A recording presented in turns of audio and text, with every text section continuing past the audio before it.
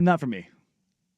No, it's No. always the mirror. It's always the greens. The mirror. Yeah. The mirror. I think that probably has to do with like when I'm driving back closer to home and it happens. It's college kids. College kids. Why are you blaming college kids? I'm just saying. Because it's usually like a Honda Civic. It's funny, man. It doesn't matter. 25, 30 years later, you can still spot a college kid car like that, baby. It's super easy. It's like a little bit of an upgrade from your high school car. Yup. But it's not like an adult car. Nope, not quite there yet. Honk your horn if you got an adult car. Yeah, it's one of those, just little stupid things. I drove that stupid pickup for 20 years. I finally sold it to my stepdad. And my wife for the longest time was like, dude, you can't be, when we first started dating, she goes, you can't be driving that thing still. And I was like, of course I am. I love this thing. She goes, Patrick, you're in your 30s. You can't be driving an '05 Ford Ranger that reeks of cigarettes and has dents on the side. And I said, I beg to differ. I think I could. This truck is my identity. Do you feel your car's your identity? No, because it's the most anonymous thing imaginable. It's a white sedan. What if you're the most anonymous thing imaginable? Yes, the TV and radio host is the most anonymous person imaginable. Well, no, I did have a car that was very easy to place for a long time. I had a Chevy Blazer Extreme. It was yellow, had 20-inch rims, had an insane stereo. Like it had every bell and whistle known to man on it, but I just ever since that it's either been the truck or the car, and it's been very simple. Don't get me wrong.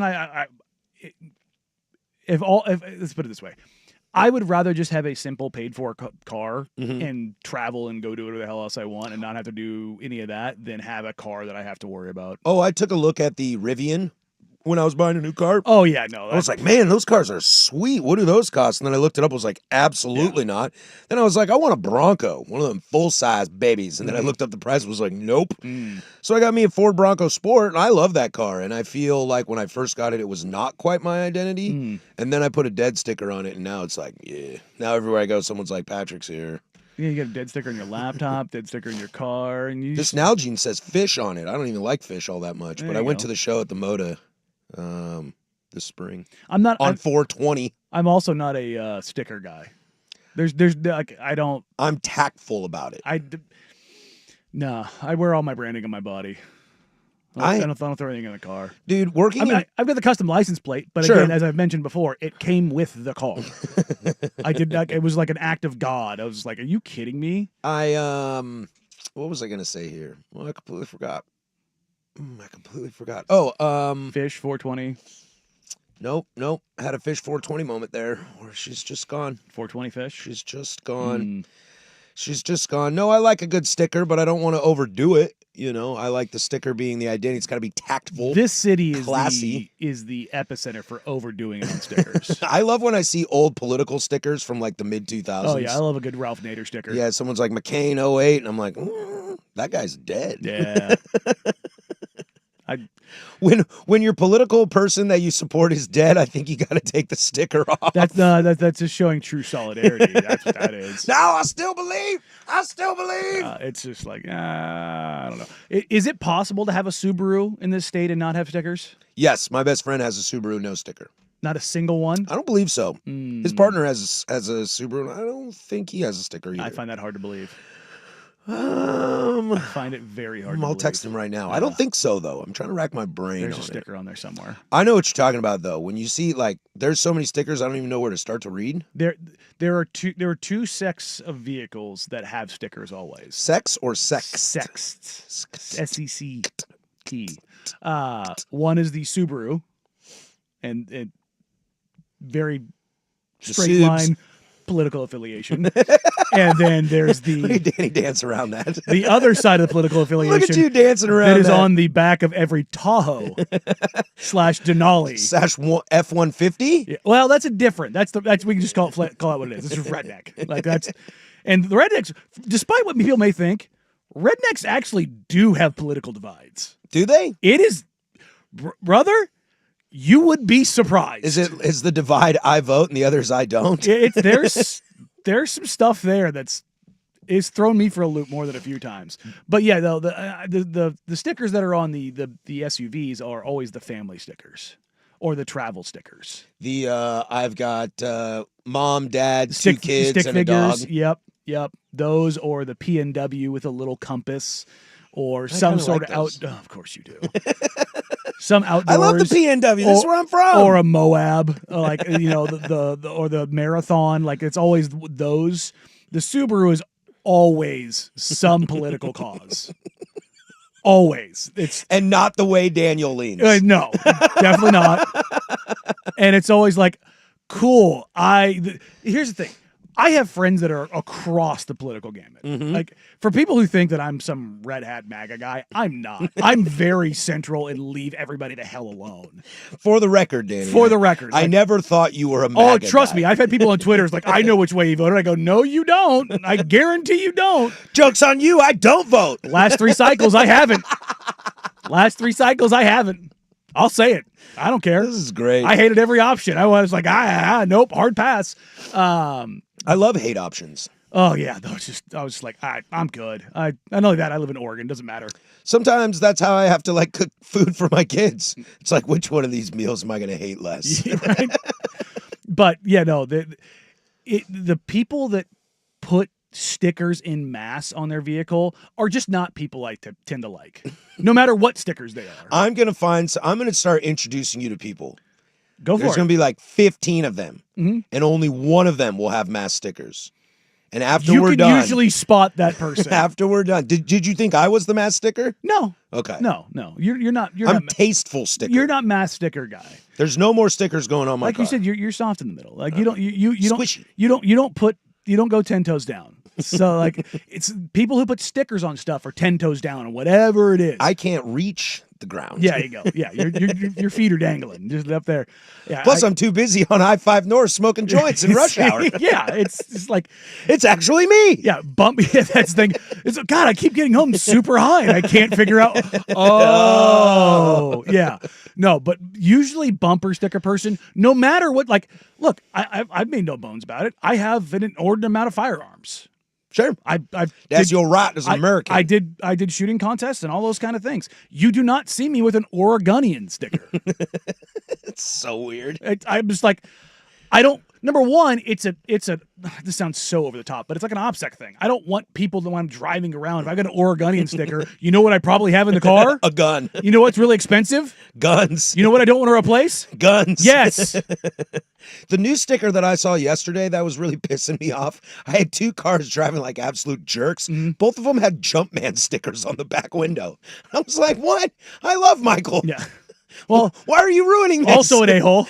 Why are you fair? He would cut you off too. Fair, but he can. He's worth $2 billion. Probably on drinking some tequila too. So you know, if I was Michael, I would never drive bloodshot. anywhere. Oh no, good lord. That's why he can walk around with bloodshot eyes and a bottle of tequila everywhere. Nobody cares. Yeah, it's like whatever. I'm got somebody else driving me. Oakley dokley. Well, we got a show for you today in the noon hour. We'll talk some hoops. There's a lot of hoops to get to. Some of it I've been kind of pushing off, waiting for a fun day, and I figured why not talk some hoops on a Tuesday? So we'll get to that. A lot of NFL in the first hour to get to, as there's kind of little nuggets from all over the place as we're getting closer and closer. Preseason games coming up this Thursday and Friday. You know, we're in full swing. So we'll get to that. Plus, I have lost something that I desperately need back, and I need help on what to do about it. When we come back, are we going to address the elephant in the room? This is the firm of Harrison Marang on 105.1 The Fan.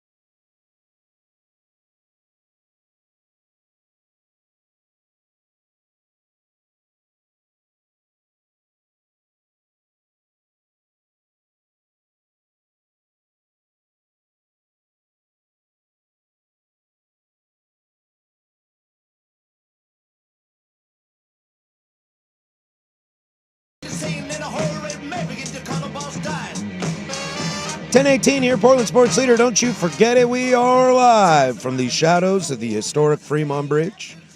Fan text line 503-864-6326. She'll let you interact with us throughout the entire show. The YouTube chat at youtube.com/1051 The Fam. Good morning, folks. Well, Danny should get an Outback on the text line. I love that. I love that call. I do agree of the people that are texting in. There's a couple of you texting in like, I'm a mechanic, I'm savvy. If it runs, why not? I totally buy that. Totally am down with you on that. So don't worry there. I love this. The Subaru and the Couve have stickers that say, "Tell your dog I said hi." Yeah. I know somebody in Vancouver, a good friend of mine, and she has a sticker on her car that says, "Tell your dog I said hi." Tracks. And she would laugh hysterically if she heard this right now. She'd be like, "That's me, that's me." I'm sure she's the only one with the Subaru that has that sticker in Vancouver. But there's other, we have a Subaru, 0 stickers. I can't handle bumper stickers. My wife has 0 stickers on her Outback. Maybe you shouldn't be such a judgy McJudge there. Oh, no, Brian. I will. I would venture a guess that the overwhelming majority of Subarus have stickers. Look, they market who they market to. Yeah, I suppose. Like, if you don't know what I'm talking about, you can go search the market research. We're not doing this. And they do it for a reason. We're not going there. They do it for a reason because they, oh, Nelly. That sect of people buys those cars. Oh, Nelly. Just saying. Just saying.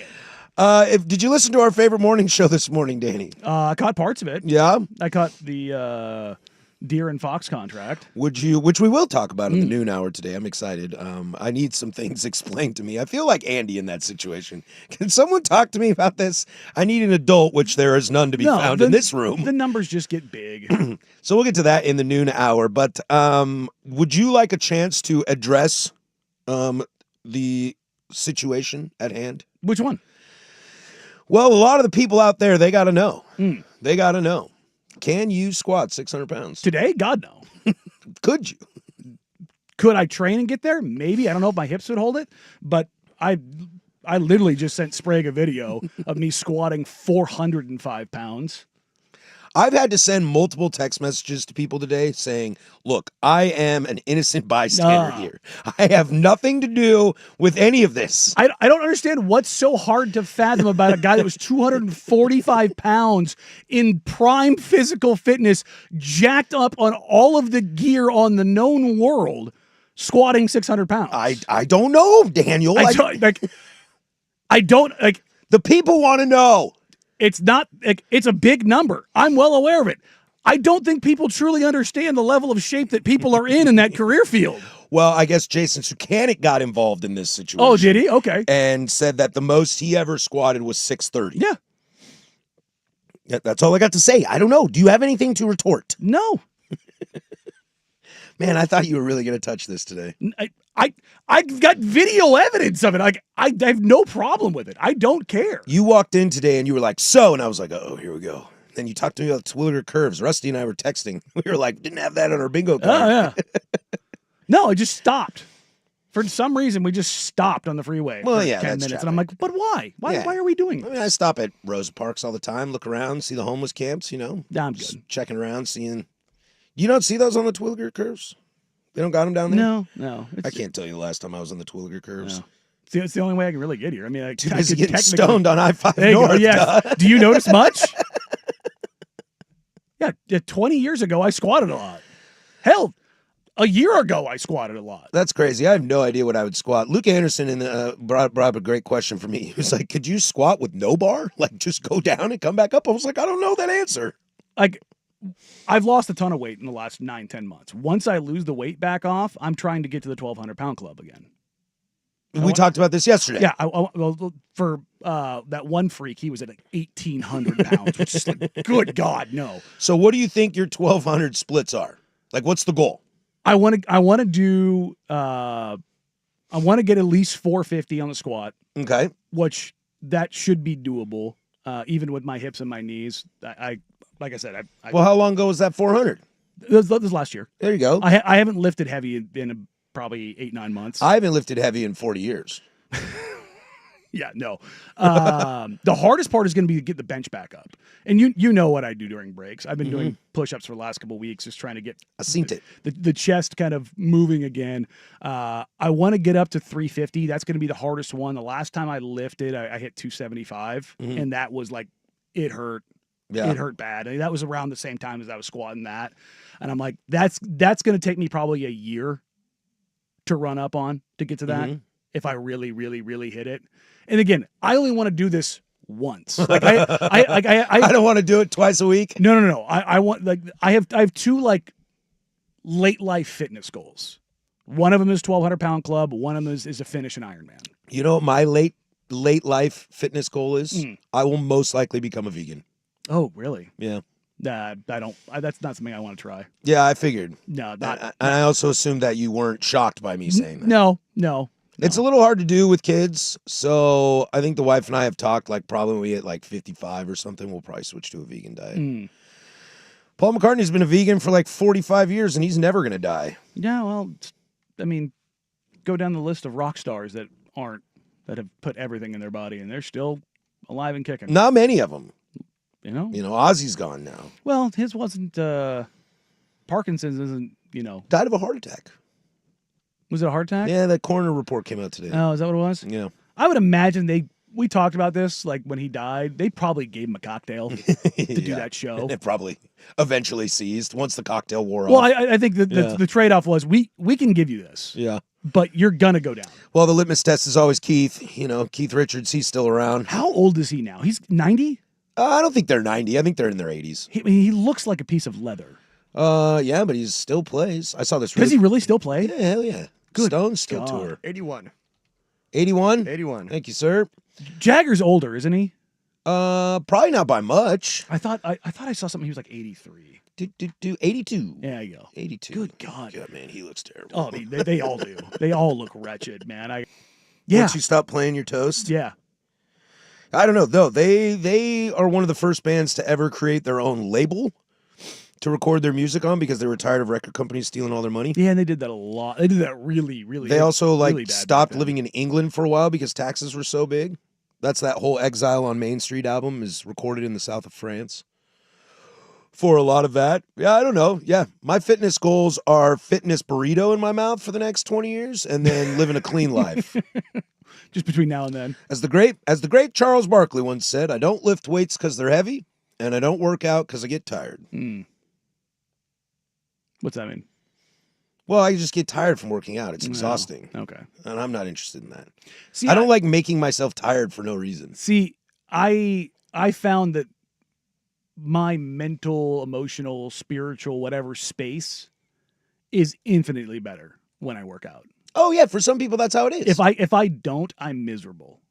Yeah, Which is why I was so miserable the last couple of years after the hip surgery. I couldn't do a damn thing. Look, my best friend, he's done Ironman a couple times, like fitness freak, teaches and again, the Ironman that I want to do, one. Yeah. The guys that do, like, the craziest one to me, have you seen the guy that pushes and pulls his kid who's paralyzed? Yeah. We talked about it. That is the most insane human on the face of the planet. I know. The kid gets all the love, but it's like, nah, dude, it's your broski. It's his dad. Oh, it's his dad. It's his dad. And it's just like, oh my, like, finishing that is on its own is insane. Yeah, This guy pushes his son in a like a special wheelchair and then pulls him on a boat, like a little canoe kind of a deal, while he's swimming, and then puts him in a bike that has a special seat for him and pedals that. And it's like crazy. Finishing this on your own is like it destroys your body. Throwing another 100 and like probably 50-pound person on that is a level of just like mental, like that's like SEAL mental will. Totally. And like that takes an inordinate amount of like mental fortitude that I can't fathom. Yeah, the bestie has that kind of thing. Like I was saying, he does like I can't remember what it's called. It's like cross trek. It's like bicycling for mountain biking and it's like an CrossFit Ironman, stuff. but the bike is on like a mountainside. Yeah, and he broke his elbow or like broke his arm near his elbow, and so he can't ride. And he was like, well, I guess I'll become a hiker. And I was like, you hate hiking? He was like, absolutely hate hiking because it's like not enough. There's not enough juice flowing. Yeah.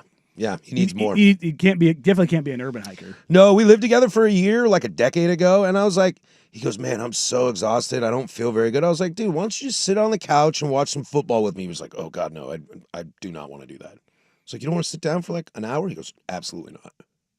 See, no, Some people are wired that way. I like to live in both worlds. I can't sit down on the couch for an hour because I'll fall asleep. No, I'm definitely And you know me, I don't set alarms, so that's a roulette I'm not ready to take. Yeah, see, we talked about this. My brother-in-law, he can fall asleep in a movie theater in what was it, Avengers, in the prime action scene, and I'm just like, how? Like my brain can't turn off. Like it's just like, meh, nope, this isn't happening. Like there's a 0% chance. Like I don't know if I'd want that capacity. Now that's not true because when I was overseas, I did fall asleep in the most torrid, like Well, sleeping. you kind of had to. You know, sleeping inside a C-130, it's not insulated. It just wah, and it just, you just eventually it just becomes white noise, Yeah. and you just go to sleep. Well, maybe you should start smoking blunts on I-5 North coming home from work. That'll help you out. That'll help. When we come back, the crazy situation going on in Cleveland. I won't tap the sign, but there is something we got to get to there. But first, we'll toss it to Rusty with sports. Now, from the George McCoy and Warren Allen Sports Desk, a Sports Center update on the Fan Sports Network, 105.1 FM and 1080 AM.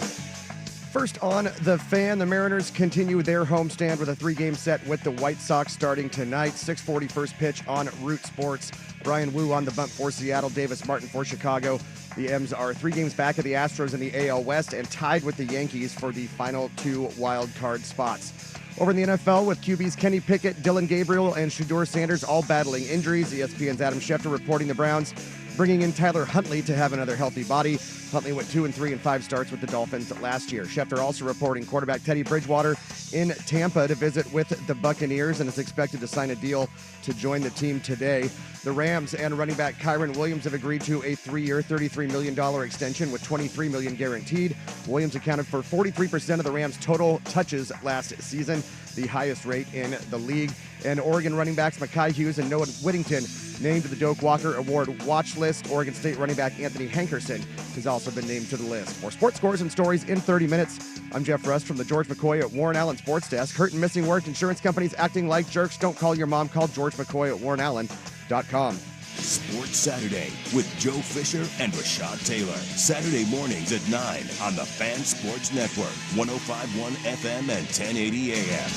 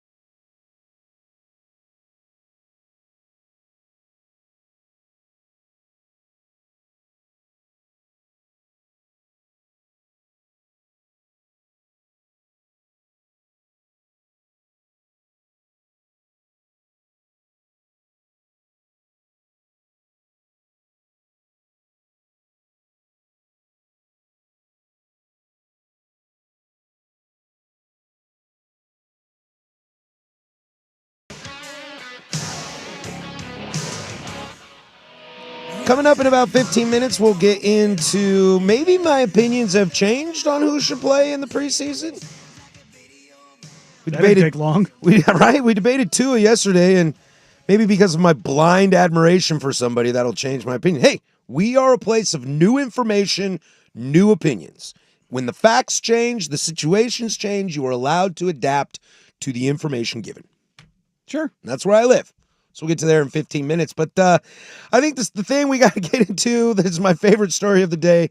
It's kind of like something that's not going to die, and we're going to put it on our Mount Rushmore of probably the things to watch this year. It's been a long time yesterday talking about the Miami Dolphins and their just really strange situation. Like, that's a really strange situation. This is a more of like an absolute S-show situation, and that would be the Cleveland Browns bringing in Tyler Huntley to ensure, I heard Swag say this in his update, basically to make sure they have someone to take enough snaps throughout their preseason game. It's just unreal just how I don't even know the right word to use. I know I mean, there's words I can use, but I can't use them on the radio. It's just complete blank housery, just because it's just, how do you find yourself? You had 5 quarterbacks and then you didn't, and now why are you bringing in Snoop Huntley? It's like, none of this makes any sense. And then remember, we got the whole thing out of Haslam was like, well, it wasn't actually my call to take Shador. And it's like,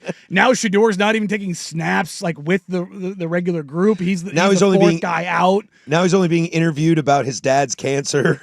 And whether or not his dad is going to show up to minicamp. And I'm just like, this is why I almost guarantee that Haslam is full of crap. Oh, he has to be. Like, Stefanski didn't want this. No, Stefanski's an adult in the room. He's a 2-time coach of the year. There's just you cannot. He could win a third. You cannot tell me he wanted this. Yeah, I think that's what's crazy about this. I love that, in trying to think of all the different, like, terms you could use for the situation. Dumpster fire, S-show, toxic culture, just poorly run organization. This is just getting weird. It's not even weird. It's sad. I heard the guys it is in the morning, sad. like, I heard Dirk get all fired about it, like, how can you talk yourself into, like, if there's wrong. If there's a single organization in North American sports, is there a sadder organization than the Browns? I don't know. Not since the Cubs won a World Series in 2016. But even their fans are pretty positive. Yeah, but like, even though they went 100 years without winning, there were still eras where they were good. They're still lovable. Yeah, eras they were good. Early 2000s. You know what I mean? Mid 2010s. The Browns have never been good since they came back. No, they haven't. I got a funny story. I went to the World Series in 2016. It was in Cleveland with my mom, and met some locals. We were at the bar right before the game one, and met some locals. My mom decides to troll these guys for some reason, and she goes, "Yeah, what about that football team though?" And they were like, "Ohio State, we look pretty good this year." They completely glossed over the Browns. I think if you took Cleveland's name off of this situation, I can't think of another time that this has happened. Is there anything that comes across your brain another time that a QB situation has been so dire that we're just bringing in a guy who's going to get cut? Like, is this a 7-day contract? Who's going to, like, what does Tyler Huntley get paid to get the crap beat out of him in the third and fourth quarter on, what do they play, Thursday, Friday? Probably more than we make. Well, yeah, but I mean, like, if it's worth it. I think you look at it and you see it's the Cleveland Browns, and you're like, instantly S-show, garbage organization, blah, blah, blah. But if we took the name off of it, has there been anybody else similar to this? I guess is my question. I'm trying to think. There's certainly been like quarterback situations where unfortunate injuries have kind of piled up, and you're just like, well, I mean, Joe Flacco was a guy who literally with the Browns had to be called in to save them. Joe Flacco's going to be their starter this year.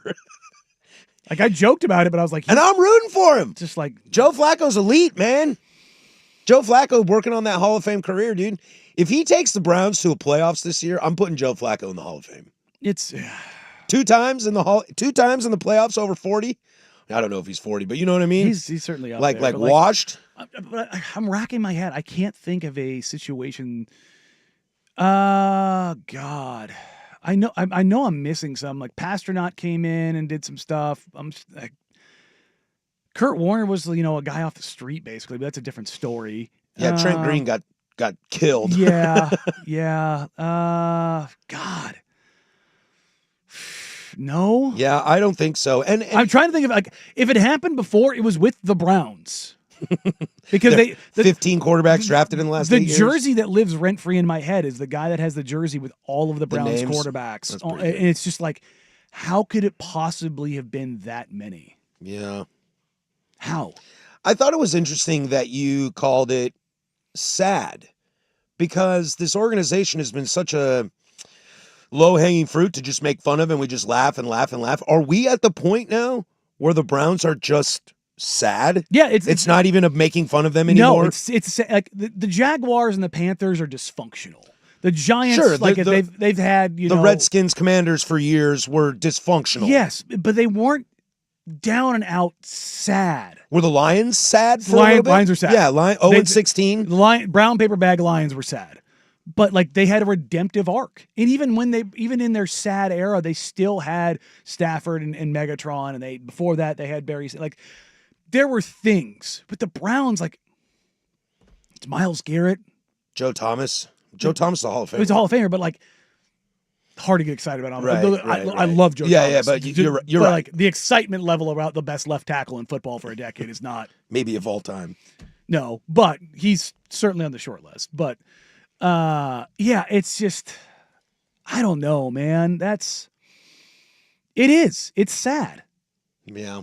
because like to Dirk's point of like how if you are still if you like the Browns might be the North American organization where fandom can truly die. Like if you are still talking yourself into like, oh, this is good, a 9-win team, 10-win team, like I worry about you. Let's talk about another team in Cleveland real quick. I have a $20 bet up at A on the Cleveland Guardians winning the American League Central. That ain't gonna happen at all. And I saw the other day they're like 3 games back from a wild card slot, and I was like, what? They're that close? No, they're terrible. They're not going. That's my favorite team of any any sport. And I am aware to say that's not going to happen. I just to walk yourself into that would be absolute chaos my brain. He said it best. I want to study that person. Yeah, I want to study that person's brain. Yeah. Like I want to be like, what is going on here that this is how you get here. Like this is like what was that? What's the movie? Is it Celtic Pride where they kidnap the player? I think so. With the guy from Home Alone, Daniel Stern. Yeah, I don't think I saw that. But like, that's the kind of fan that I'm thinking of. Like, you're so deranged, like you'd go kidnap a player or go full on. What is it? The Fan. The Fan. Like Wesley Snipes, Robert De Niro. Yeah, you're gonna kneecap somebody or take somebody out. That movie was good because like that's like if you're legitimately talking yourself into that, it's not a bit. I'm not joking. I genuinely worry about your sanity. Yeah, it'd be interesting to study. I'd like to ask you other questions about other things. Like, what do you eat for dinner every night? What do you do for fun? Me? No. Oh, that person? Oh, I was like, Danny, we talk about this all the time. I know what you eat for dinner. I know what you do for fun. I was like, not you. I was like, can you stop thinking about you for once? Well, no, the way you phrased that, like you looked at me and said you, and I was like, huh? I meant the collective. Oh yeah, you. that person. Yeah. Yeah, what do you do on the weekend? Where do you vacation? Their favorite food is yellow. What are your children's names? No, their favorite food is yellow because it's a Crayola crayon. Are your children's name like Xander and? No, they don't have kids. They don't have kids? No, zero chance they have kids. Too much time and effort spent in watching football, this or is the person that probably has not finding hall passes. Spreadsheets for football, but not in a good way. What is a bad spreadsheet for football? We don't want to go down that list. Oh, I think I want to go down that list. We'll save that for another time. I would love to know what that Excel sheet looks like. When we come back, new information equals new opinions. Quarterbacks starting. Bona fide starters starting early preseason games. Is this a new trend? What do we think? Or is this a stupid idea? That's next. The Firm, Harris and Marang, 105.1 The Fan.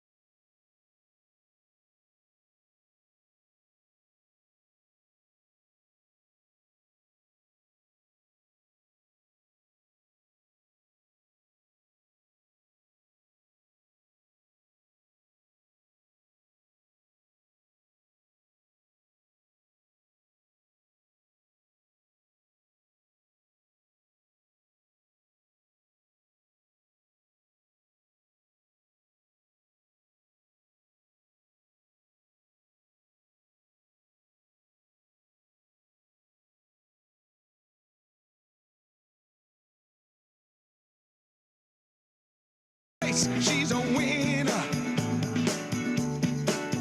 We got a loaded 11 o'clock hour for you. I've lost something. I need help. You ever talk trash about a former job, but these guys get to do it publicly. How much it might cost to be the fully wine and dined, and web gems. You look like a cheap date. I am a very cheap date. I can also be an expensive date. Yeah. I'll go either way. I'll eat street tacos and drink a High Life, no problem. Oh, dude, you kidding me? But I will also go to a steak joint in Vegas. Oh, no, hoity-toity it up.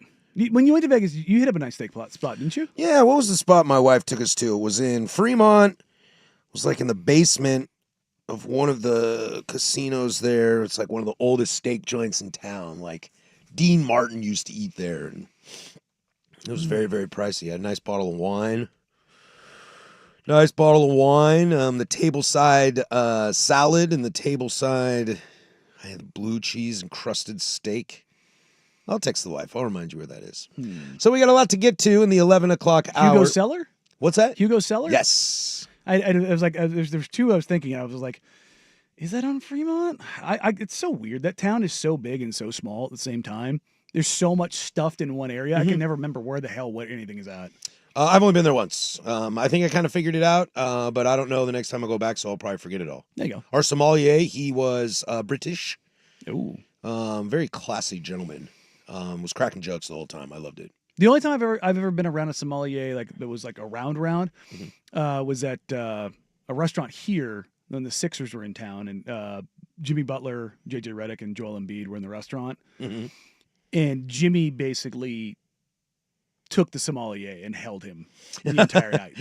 By the end of the night, I'm not kidding, there's 12 to 15 bottles of wine on the table. You will hang out with me. And by the way, Jimmy was wearing like a silk Everlast boxing robe, basketball shorts, flip-flops, and a backwards hat. I think when I look back... no shirt. Open chest. Just Duh. and like dressed basically like he just gotten done like in a boxing like training match. I think when I look back at Jimmy Butler's career when I'm older, I'm going to be like, man, I like that guy. Jimmy is a lot, but he's my kind of a lot. I like that guy. Yeah, this sommelier, that was his job, was to walk around and talk to people about wine.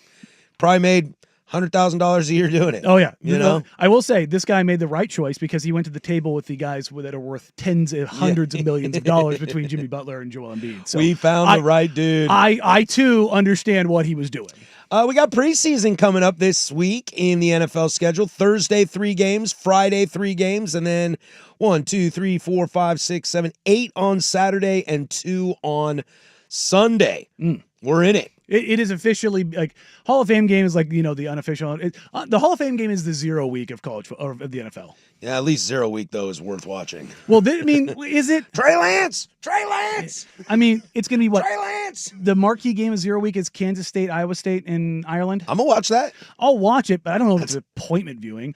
I will say. Weird place for those two teams. Ireland doing the thing, was it a couple years ago where they did the beer snake with the cups that went from the second row or the second deck all the way down. They do it at Wrigley a lot, too. But also the electronic scanners for like cards and everything stopped working, so they just continued selling beer, but like gave it away basically. Offline payments that you don't know if they actually go through or not. Yeah, they just kind of like whatever, and that place got tilted. It's like it's Ireland and the booze is flowing like that. All right, dude, you want to know about tilted? I just read that Martin Stadium in old Pullman, Washington is going to sell alcohol. I saw that. Which means the worst part is it means there's no more re-entry. Yeah. Because re-entry, you don't sell alcohol, that's fine. Give me re-entry. Yep. I don't know how I feel about that. Just I'm conflicted. It just means the tailgates are going to be a little rougher now. Yeah. Especially when we suck. I mean, I'm going to go to a game this year. I think I'm going to go to a game. I haven't been up there, but it's weirdly not on my bucket list, but of like college atmospheres I want to go experience. It's certainly on. It's not as cool anymore. Oh, really? No. See, like USC's atmosphere, it's not great. It's all like, even like when they were like, I mean, don't be wrong, it was like entertaining, but it's not like, because the Coliseum's 100 years old. Right. So the historical part of it's cool and all that kind of thing. And it's a lot of people. It's 78,000 people. And for a long time, it was like a place to be. Yeah. So it's like It's almost like a Dodger game is kind of like that Yes, now. yeah, It's like Chavez to would be be- seen. yes. We saw the Knicks in the playoffs. Like Yep. that was a place to be seen. Yeah, all the front row celebrities, stuff like that. But yeah, like of places I want to go to, Washington State is actually really high on the list just because I know so many Cougs and they've always been the memories that they had there. It's like, okay, that sounds pretty cool. Autzen, look, again, zero Duck fandom whatsoever. Autzen is an awesome game day experience. Yeah, I went to I've only been to Autzen once. I went to I've been to Autzen twice. I went to an Oregon UW game, the Troy Dye touchdown in overtime. And that was a wild scene. But you can buy beer there. You can buy beer The there. Rose Bowl is a lot like Memorial Coliseum. Like the just so history big. of it all, it's big, it's cool, but like the game day of it all, not that great. But Death Valley, both Death Valleys, LSU and Clemson, definitely want to go to. I really want to go to a game in Oxford, at Ole Miss. Oh yeah, I bet you that's a lot of fun. That's one everybody I've talked to is like it is unreal. There's probably some places that would be unreal that I have no interest in going to, and one of my best friends, his wife is diehard, so I hope she's not listening. She's probably not. I have no desire to go to Texas A&M. Yeah, Like I'm sure that environment is crazy and it's wild. It's a full-on cult. I think Yeah. I'm just not. I think that program really frustrates me, and so I'm like not interested in like supporting it. When I was down, Of like throwing a ton of money at mediocrity. Yeah, I'm just not really interested in that. I was down at Florida. I went to a FAMU game. Oh yeah, my girlfriend was going to school there at the time.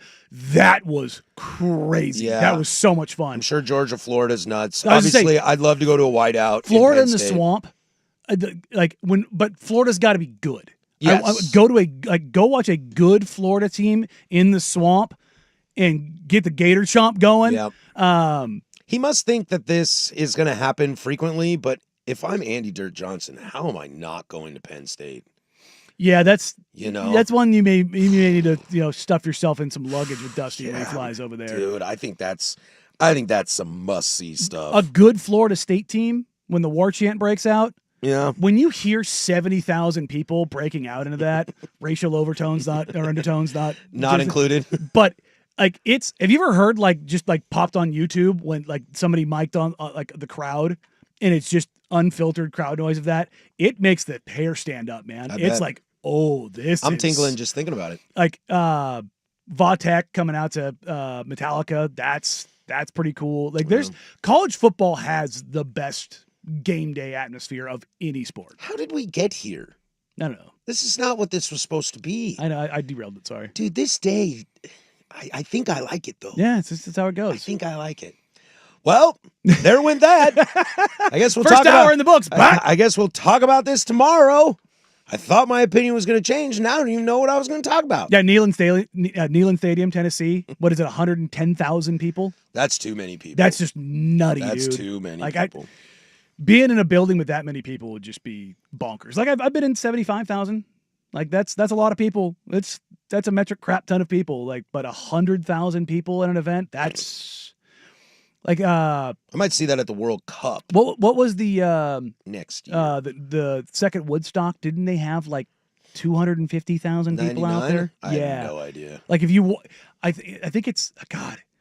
I can't remember what band it was. It was a rock band, and they started like jumping, and there was a wave that went through the crowd from front to back. Maybe Rage Against the Machine. It might have been, yeah. And it looks almost like AI because of because the music it takes so long to get the sound takes so long to get to the back of the crowd. There's you can see the break as everybody starts to jump. Yeah. It just goes like this wave, and it's just like that's so many people. How does it I don't want to be in that. That's just too many.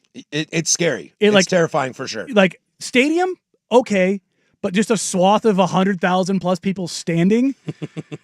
No, dog. Screaming their faces off with a bunch of liquor. Wembley, the Live Aid. Yeah, Like, yeah, that'd be that's- insane. Like when you see the cuts from that, it's just like It's just a sea of people. There's like a Metallica one in Germany. yes, That's in front of like it's 500,000 in like or a million it's people. a square. Yeah. It's not even a state. It's like this open square, And it's just people for miles. it's like a presidential inauguration, but it's bigger. Depends on who the president is. Hey-o.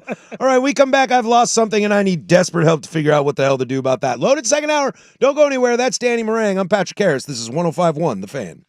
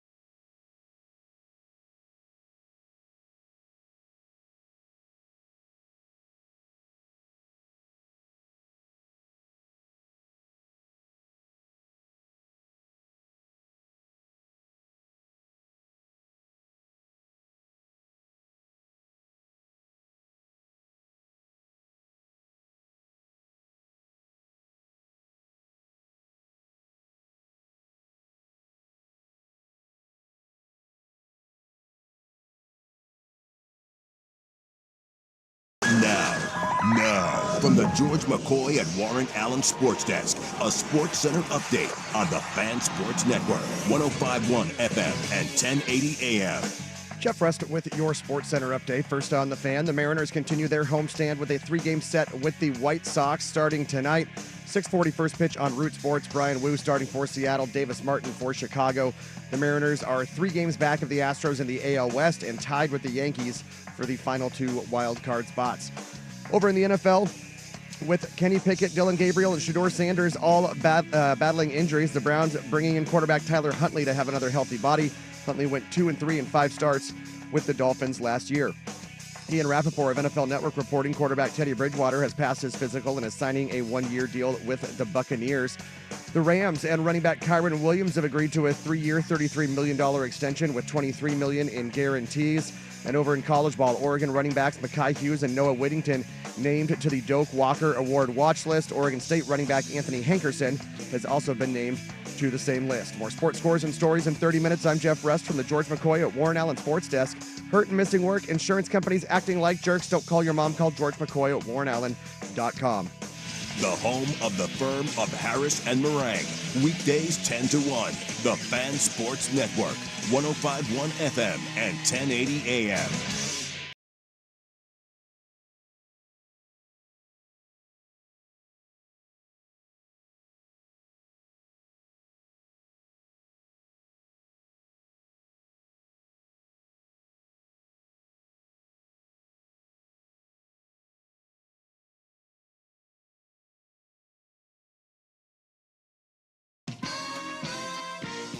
All right, hour number 2.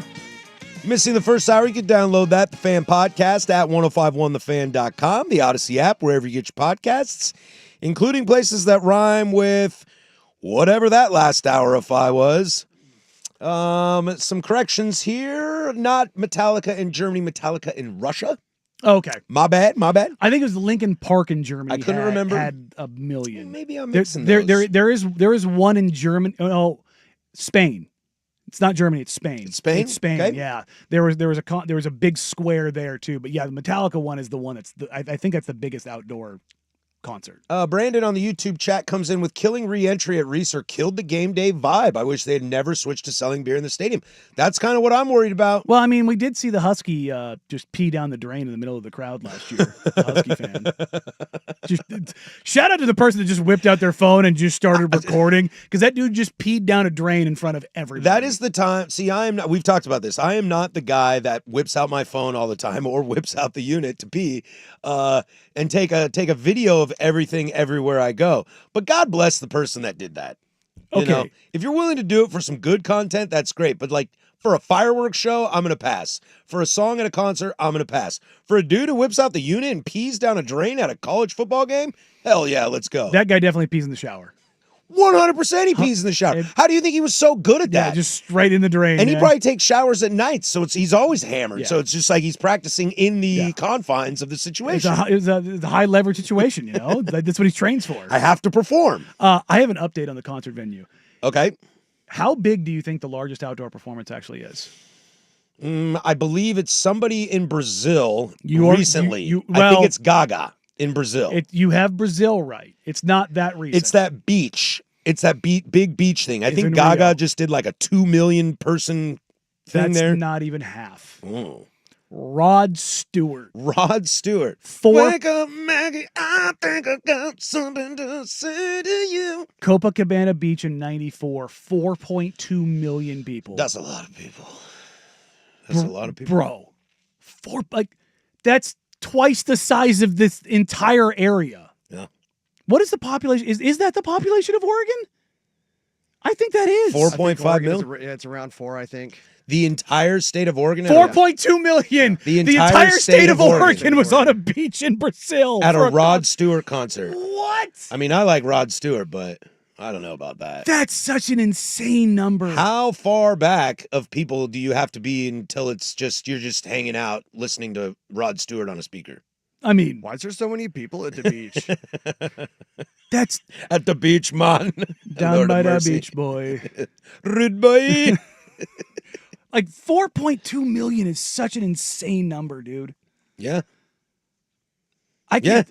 The Again, entire how far back? population of this state. How far back are you until you're just like listening to Spotify Yeah, on, I mean, but not only that, on a giant speaker? how much land does 4.2 million people take up? How many acres? Well, I've seen it. It's big. It's really stretched down the beach. So there's a lot of space to kind of mingle and wingle. The question is like, is it free? Is it a free concert? Are you paying to get in? Because I don't know how you wrangle 4.5 million people in the confines of a quote unquote venue. You know, do you rope it off and you got security guards everywhere so people aren't sneaking in? Or is it just like Rod Stewart's like, yeah, let's get some publicity and we'll do a free show on the beach in Rio? Okay, so the census of New York population density is 28,211 people per square mile. This is from 2016. It would require roughly 140 or 150 square miles for 4.2 million people. 150 square miles. And that's packed in.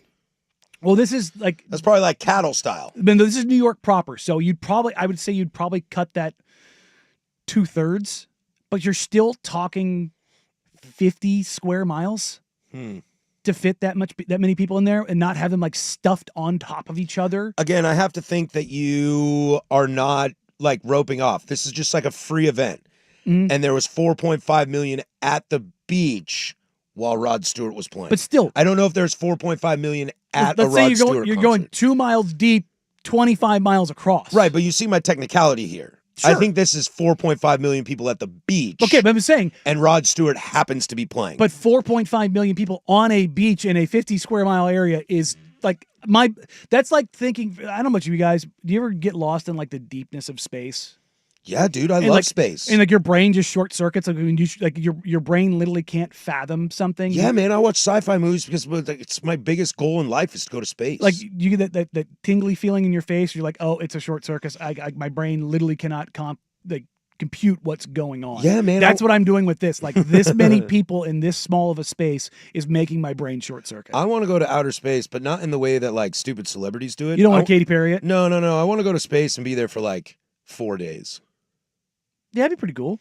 You should talk to Elon. Just chilling. I'm gonna pass on that. But just like chill. Did you see we're putting a nuclear reactor on the moon? God, I hope not. Those poor Moonanites. Yeah. All that toxicity. Second space race. It's gonna ruin the. When I was a kid, I always wondered, ecosystem. why don't we just shoot our trash into space? I know, right? Like nuclear waste. Yeah. Like, Why don't we just shoot it to the sun? well, it's like, well, the problem is if that ship crashes when it takes off, that's the problem because now you're just spraying it everywhere. It's like, Well, maybe it burns up in the atmosphere. We already treat the atmosphere like garbage. What is this gonna do? I was like, why don't we just like slingshot it into the sun? Like I also love the Futurama idea of dropping a giant ice cube in the Atlantic every year there you go. to counter global warming. There you go. Just let it melt down. Have you seen that? They Yeah. drop giant ice cubes. There's the PSA video. It's like a giant ice cube, and the little girl goes, "The ice cube's like Daddy puts in his drink every morning," and then he gets mad. Greatest show of all time. Absolutely greatest show of all time. Well, happy Tuesday. There you go, Rod Stewart. Happy Tuesday. Happy Tuesday. I've successfully derailed 4 segments in a row. Dude, This might be a record. Hey, man, you're doing great. There you go. You're doing great. As your co-host, your compadre, you're doing great. I'm just all kinds of interesting things now. I mean, we could also get into the new Ready for Disney movie. What? There's a new. Nope. Come on. Now I'm learning from your advice previously. Being the new guy around here, I'm like asking questions and volunteering to do stuff. And Danny looks at me, he's like, "Shut your mouth!" Right there, I had Danny would tell you to shut your mouth. Danny would tell you to shut your mouth right here. I have lost something, and I need to put it on the airwaves to manifest it, and also in case anybody in this building is listening, Your marbles. I have lost something, and I desperately need it back. And if I can't find it, how am I going to replace it? If my wife is listening, please turn the channel. This is the firm of Harris and Marang on 105.1 FM and the Fan Sports Network.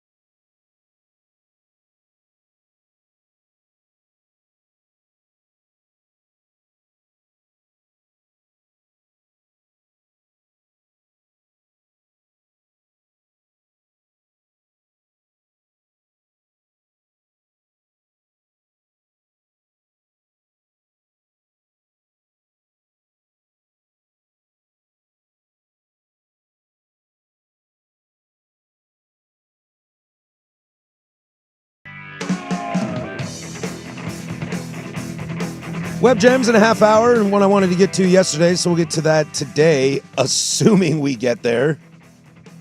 Not if I have a chance. I built a whole show today, and now I have a whole show for tomorrow. No, I built a whole show today. I had concepts of a show today, and Daniel decided that that was not the route we're going. So everything you thought you knew, you don't know, and you will know tomorrow, and that's how today will go based on what tomorrow looks like. There you go. Follow? There you You go. with me on this? Picking up what you're putting down. I'm in quite the conundrum right now as I have lost something, and I'm borderline freaking out about it. I have not stopped thinking about it for about almost 24 hours. Yesterday when we left this show, I got into my car, started it up, hit the little sunglass thing, reached, and they're not there. I was wondering why we walked out of it at the same time, and when I got back in my car, because you were parked in front of me, you were not in your car. I came back in I because was like, the hell? I came back in because I'm looking for my sunglasses. Do we need to go to the tape? I'm thinking about it. I'm thinking about it not because I think somebody stole it, I think somebody stole it. but I need to go to the tape to see if I walked in with Yeah, them. there you go. That's what I want to know. I'm not, look, if I walked in with them, now I'm asking questions. Now it's a problem. But I want to know if I walked in with them or not. I stopped at the coffee shop that I go to, not across the street. I went to another one in Vancouver. I went there yesterday and this morning. I drove there after. Like, I got home and walked in and was like, yo, did anybody turn these in? The problem is they're really nice Ray-Bans that my wife bought me Yes. for my 40th birthday In Vegas. in Vegas. Yeah. They've got some special content. Like, I mean, I've mentioned mine before. Mine have my name on them, like they're emblemized in the lens. Like, here, a dumb story of people stealing stuff. That, oh my God, Greek. I was in a lacrosse tournament and I had an Air Force lacrosse helmet with my name on it because I went and did some stuff with them. Sure. Some punk ass kid tried to walk off with it, and I was like, "Yeah, it's a pretty nice helmet." He's like, "Oh yeah, no, it's my brother." So I'm like, "It's crazy. What's his name?" He's like, "Oh, I'm like." Danny Marang. I'm like, it's weird. It says Marang on the back. And he was like, oh, yeah, you know him? I'm like, yeah, my name's Danny Marang. And he, like, you could just see the blood leave his face. And I'm like, you bold little thief. Like, what? Like, I hate thieves. Like, Thief is pretty tough. like, that. Thief is pretty tough. Like, those doing that is, like, especially, like, person to person. Like, don't be wrong, don't steal. But, like, person to person, that bothers me more than somebody who steals from a store. Sure. You know what I mean? Like, that's, You're probably stealing from a corporation. Don't steal from mom and pop. that ain't just, like, from people. Yeah. Like, people Steal that, from the government. people that burgle, break and Burgle. break and The entry. singular of burglary. Yeah, I like that. Those like that's the full that's the cross section of F around and find out. For Yeah, me. that's pretty rough. the was it the Chilean cartel members that were breaking into pro athletes' houses. Like, it's like I was like, what? I know, and to steal stuff to resell it, like, you're gonna get caught.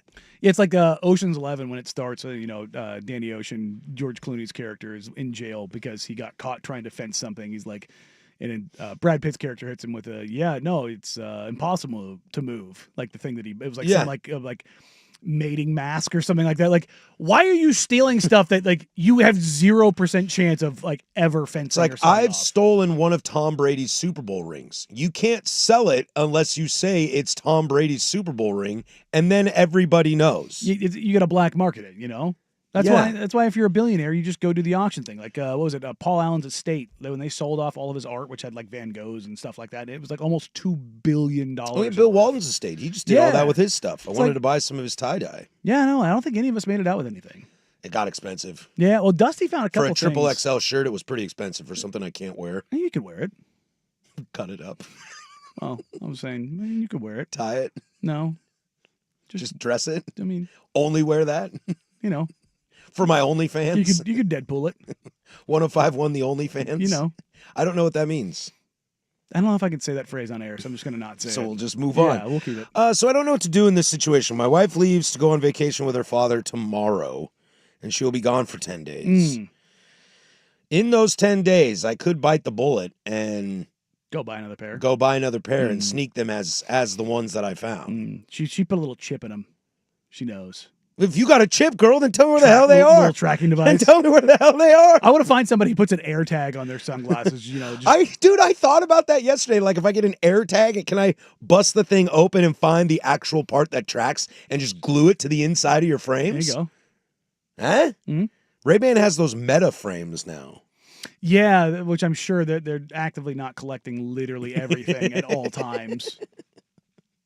Have you seen like right into your cornea? like if you're wanting to like buy furniture somewhere now, like you can upload a photo of your house, like the inside of your house, and like Hard no. And I'm like, huh. Oh, to like see what it looks like Yeah, in your house? No, I'm gonna pass on And that. I'm like, no, they're just trying to get an idea of what your design looks like, the layout, the square footage, to all burgle. Yeah, well, yeah, but To I mean, burgle. Yeah, that's what it is. They outsource it, outsource the burgling. So I don't know what to do here, man. When you say burgle, though, doesn't it sound like more like hamburglar? It sounds so much less threatening than burglar, Robble. right? What are you in the clink for? Oh, a burgle. I'm a burglar. A burgle. Hamburglar. I mean, there's certainly somebody who's in jail for that. Well, yeah, plenty of people are in jail for that. Stealing hamburgers? Yeah. Or just burgling? No, like the literal hamburglar. Is burgling the correct term? Yeah, Burgling? yeah. Burglar. I'm sure there's someone in jail for stealing hamburgers. If you had to go to jail, and no matter like this, the sentence is the same no matter what. Would you want it to be for like the world's dumbest crime, or a very heinous one? Gotta be. The sentence is the same no matter what. Yeah. I mean, for my own mental health, something stupid to survive and not deal with those potential repercussions. It might be something severe unless it's hurting children. Yes, We take the kids out. We're taking the kids out. Kids are there's no kid related anything. Yeah, because you could be on death row for killing 3,500 people. Yeah. But if one guy comes in because he touched somebody, then like you get taken care of. Yeah, you're getting worked. Women and children, they are they are removed from this. Because I immediately went to thought number 2. Yeah. Because you're in jail for the finite amount of time, no matter what. I would rather just be left to my own devices. Yeah, I want people to think I'm scary. I want the whole yard to stay 50 yards away from me. Yeah, I think so too. But then my dumbass would walk up to people and be like, "Hey, what's up, man? I'm Patrick." Yeah. I've mentioned this before. I had to spend a weekend in jail, and the guy next in the holding cell with me was a literal killer. I didn't sleep. No, I didn't sleep. Like No. this guy was in the news. It was a big national story. I want no part of that. No part of that. So I'd rather be that guy and have everyone just like, yeah, nope, yeah, probably. Nope, I mean, I'm it'd good. Be pretty tough on my conscience though. I mean, yeah, because remember, I'm soft. You are squishy. What do I do? Do I just buy these headphones? Who do I talk to get the tape? We got to know this, right? Because somebody had to go to the tape semi recently. Yeah, we've got multiple IT people now. Yeah. Yeah. Does IT have access to that, Yeah. or is that like a building manager thing? No, I think they're the only ones that have access to it. Because I had it when I had to do it when I had the guy on the scooter try to fight me in the parking lot, and the lady stole the DoorDash. Oh. Do you not hear about the DoorDash No, one? I don't know this. DoorDash one. She took a picture of the food because I ordered for a bunch of us, and she took a picture of it, like Yeah, like they drop do. it off. Then she picked it up and took off and walked off with it, and we got it on tape. Yeah. And I was like, who did you talk to get the tape? Joey back then. Oh. It was either Joey or Crazy Eyes. Oh, okay. All right. They're the only ones who have access to it, I believe. Okay, cool. Then I'm going to go back there. Yeah, when we didn't have anybody for a period of time, I don't think we could have accessed it. All right. So at least I know the date and the time. Yeah. I got here like somewhere between You 8:30 and 9 o'clock. Yeah, you can file it down pretty easy. Yeah, walking in the front door. Because I either had them on my hat or on my eyes. Man, I really hope they're not in that video. Yeah. If they're not in that video, dude, it's golf clubs all over again. Yeah, oh yeah. Golf clubs, energy drinks. And I don't care. I don't care. Look, if you grabbed them, look, just put them back. If you grabbed them, just put them back. Yeah. You can even lie to me and say you found them. Hey, maybe you walked into the bathroom and set them down. No, I wouldn't do that. That's Okay. gross. Those things go in my eyeballs. we Why have would I take them in the bathroom? You don't have them on top of your hat? No, I put them on the table. Like if you just walked in the door and you really had to pee, you would go over the other way, set everything down, and then walk in the bathroom? Yeah, because I have my backpack and my lunch pail and Say we've got that huge sink area, and I put it like on the far corner. Yeah, you ever seen a video of when a toilet flushes? Yeah, it's not going around the corner. I mean, it comes into the air. Also, the urinal doesn't flush; just does That's a little true. trickle It did thing. clog the other day because somebody spit their chaw in it. Yeah, but not me. Not you. Yeah, just saying. Allegedly. Allegedly. I don't chew anymore. Can't put video cameras in the bathroom because that's an invasion of privacy. Cowards. Just put it on I don't think you should, but I semi put agree it on with the you. exit door. Yeah, so then I gotta. But the problem is there's probably not a camera that fully looks at the desk that I sit at. No, but it'll So see you. if I- It'll see you coming in. So then we know. We've got it in the game. Then we know. Yeah, no, we have it in the main entrance. All right. We're All very right. secure here. All right. Well, at There you 102, go. at 102, I'm coming for y'all. I'm coming. And I'm going to check. God, I hope they're not on my face. That means they're at home somewhere, which is fine. Dude, I don't want to get into who's got my sunglasses. Yeah, no. Rob told me things go missing around here. They- and I was like, no, they don't. Yeah. Think better of people. It's And happened. he was like, you're an idiot. It happens. We got a little klepto in our midst. Oh, boy. When we come back, I hope there is somebody. I know you do. Everybody is hoping that I had them on when I get here. I'm like, Everybody is hoping. Let's go. Yeah, so right now we'll ask the fun question, 503-864-6326, the YouTube chat. If somebody here stole them, who was it? We can definitely not me. Who I'm not was a it? Ray-Ban guy. I know you're not a Ray-Ban guy. They're too squishy for you. They are too squishy. They're too passive for you. I like them to I like them to grip my face. That's what she said. Go ahead. When we Go come back, is this kind of money worth it? You know, I mean, if you're gonna go all out, why not just ball out? We'll do that next. But first, we'll toss it over to Rusty with sports. Now, from the George McCoy and Warren Allen Sports Desk, a Sports Center update on the Fan Sports Network, 105.1 FM and 1080 AM.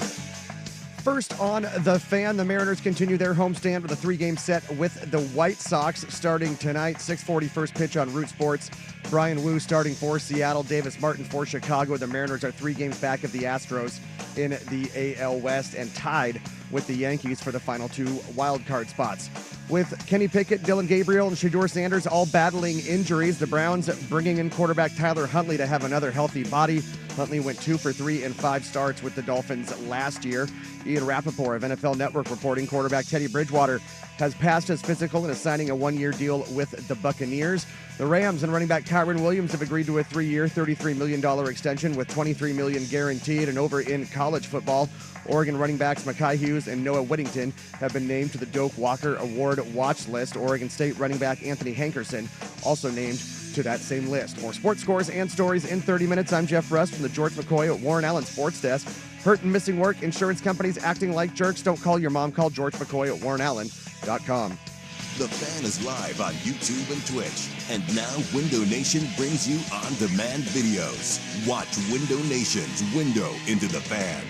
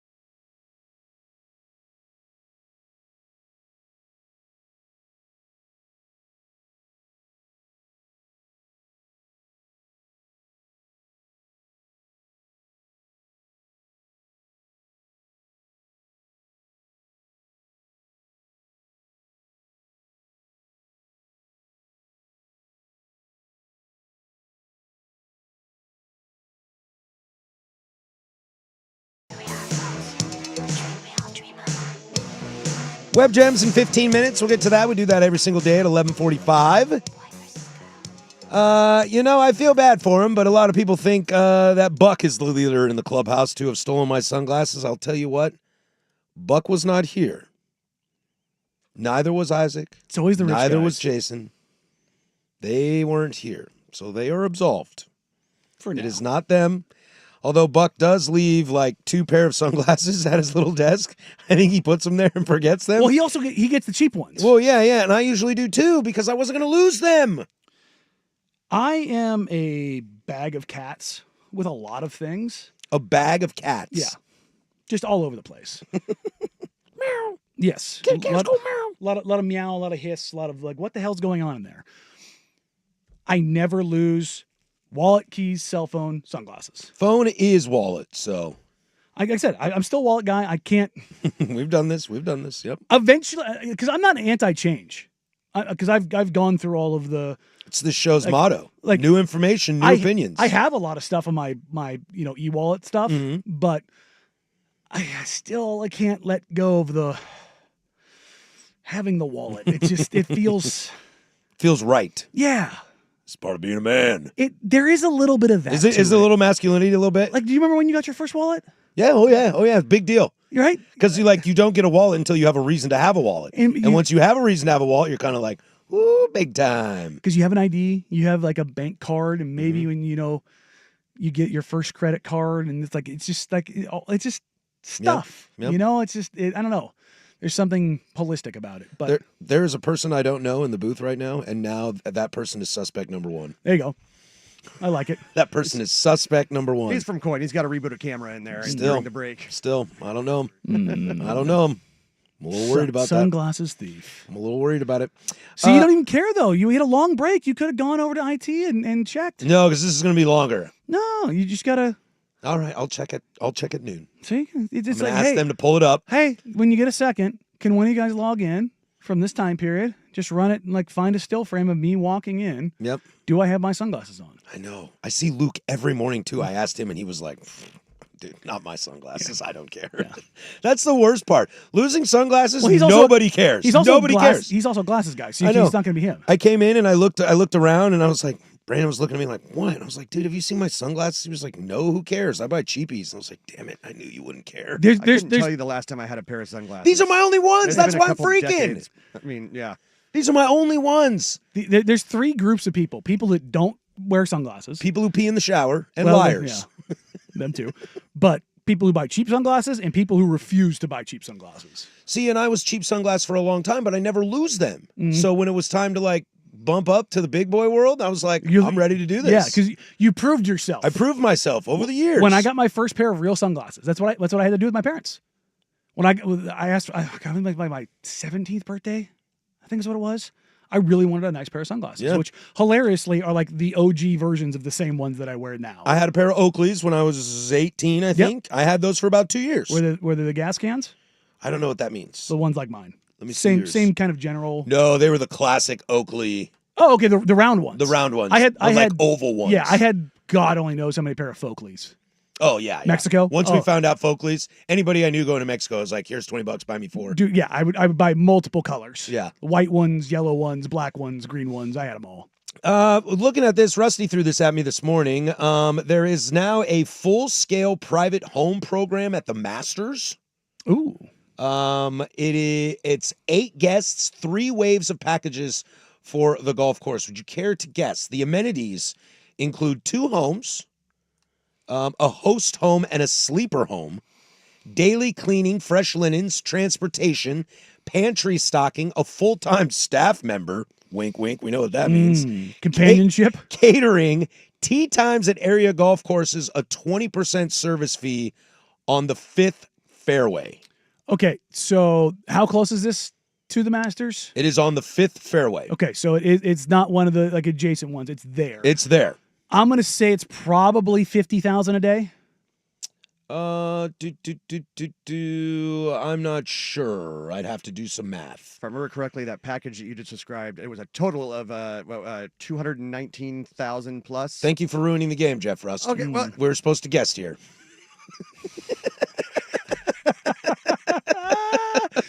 Okay, so how many days is it? Ryan, are you paying attention? No. Nope. It happens.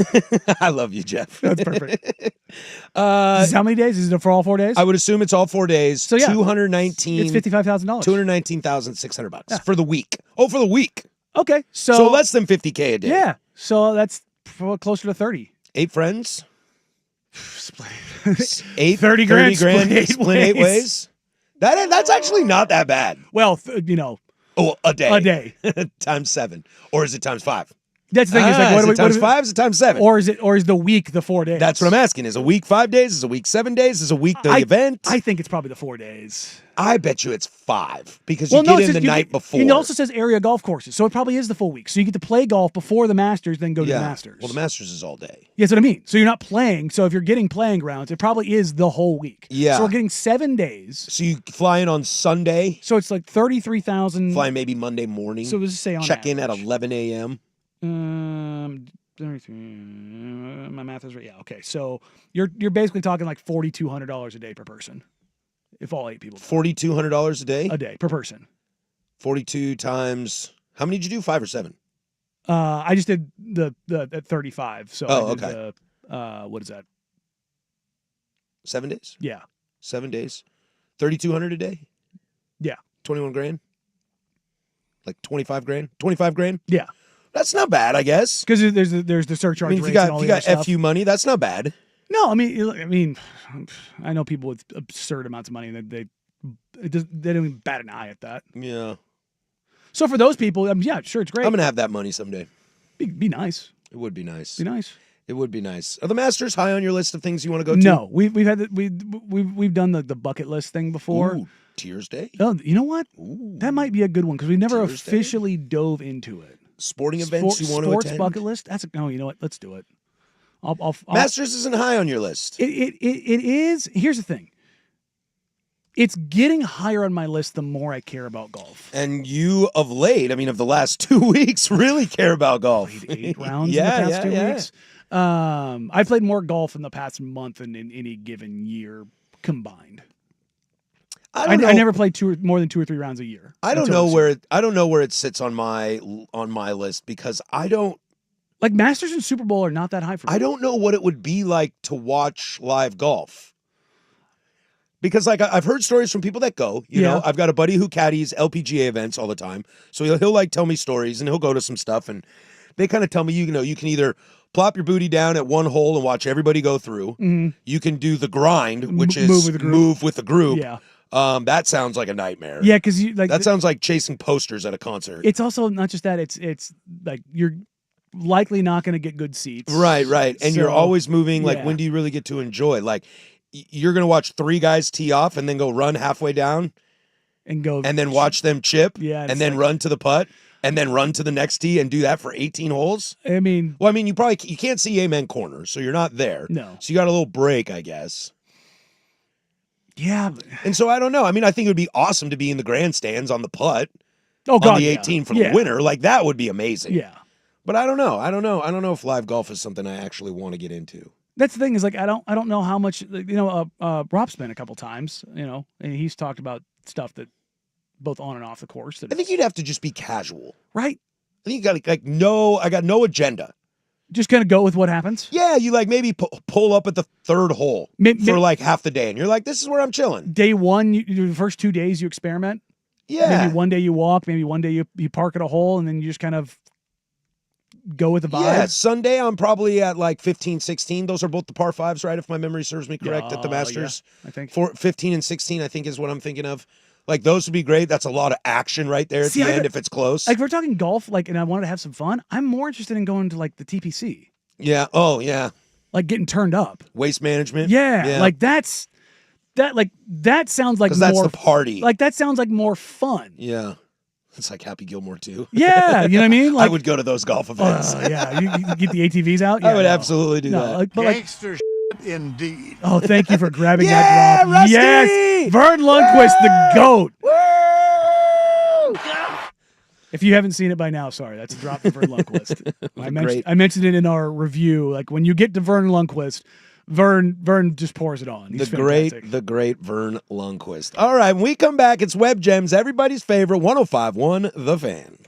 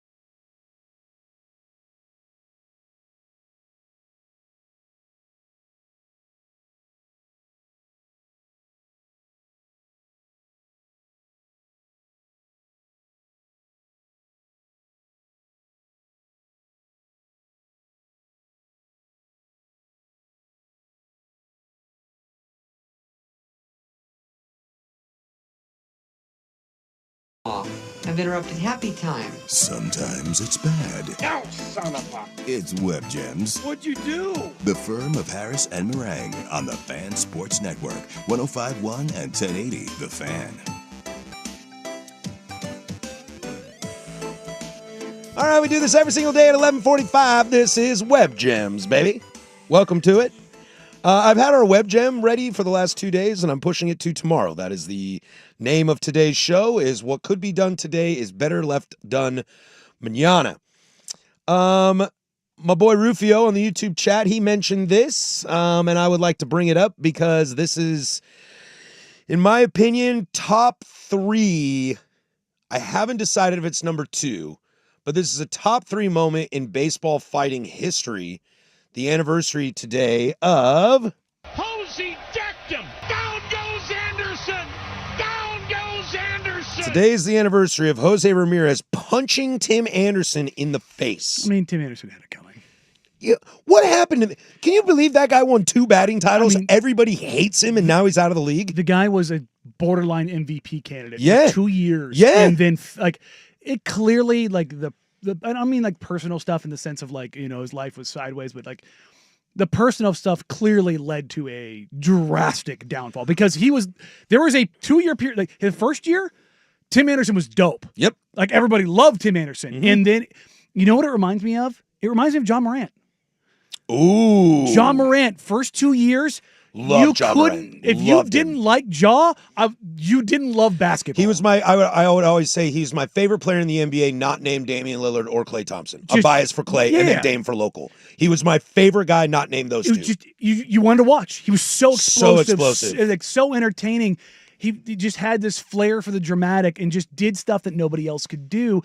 But then he just became such a tantalizing a-hole. And you were just like, Yeah, and Dude! he was part of this crew from, like, the White Sox had traded Chris Sale, I believe, to the Red Sox and got the haul of their top prospects, and they traded somebody else, I can't remember who it was, to the Nationals and got a bunch of prospects as well. So Tim Anderson was looking to be the veteran staple Yeah. of Eloy Jimenez, Luis Robert, Yeah. of all the Yohan Moncada, which they had for a while. Like, that was supposed to be like, the up and coming, they look like for 2 years. like an Astros thing. They kind of look like they were going to do something. He was their Altuve. Well, he slid hard into second base, and Jose was not a fan of that. And there was some shoving, and then Jose just clocks him in the face. So the question is that we all know number one's Nolan Ryan, Robin Ventura. That's the best fight ever. That's the best punch ever. No. The Noogies. No. Yeah. The noogie punch for me Noogies, is number yeah. one. Don't get me wrong. The theater of it all is great. Like, if you're talking best punch in sports caught on camera, it's Draymond slumping. Oh, Jordan no. Poole. That. I'm talking in baseball. Oh, yeah. I'm talking in baseball. The only one I can also think is Odor and Bautista. When Odor hit Bautista yeah. and speaking of sunglasses, his sunglasses go You see him flying. get stunned. That's pretty good. So I haven't decided which one is best. I don't know. I mean, you don't usually when you get the baseball scuffles, you get It's garbage. you get guys swinging and they don't usually land. Even when somebody's didn't the Mariners and Angels get in a nasty one a couple years ago? Jesse Winker Yeah. and Anthony Rendon. Yes, it was Is that what I'm Rendon. thinking of? Yes. Is that what I'm thinking of? Wow. Didn't somebody get smoked in that one? I thought somebody did. I can't remember. But I think Jesse Winker walked off the field and threw birds at the crowd.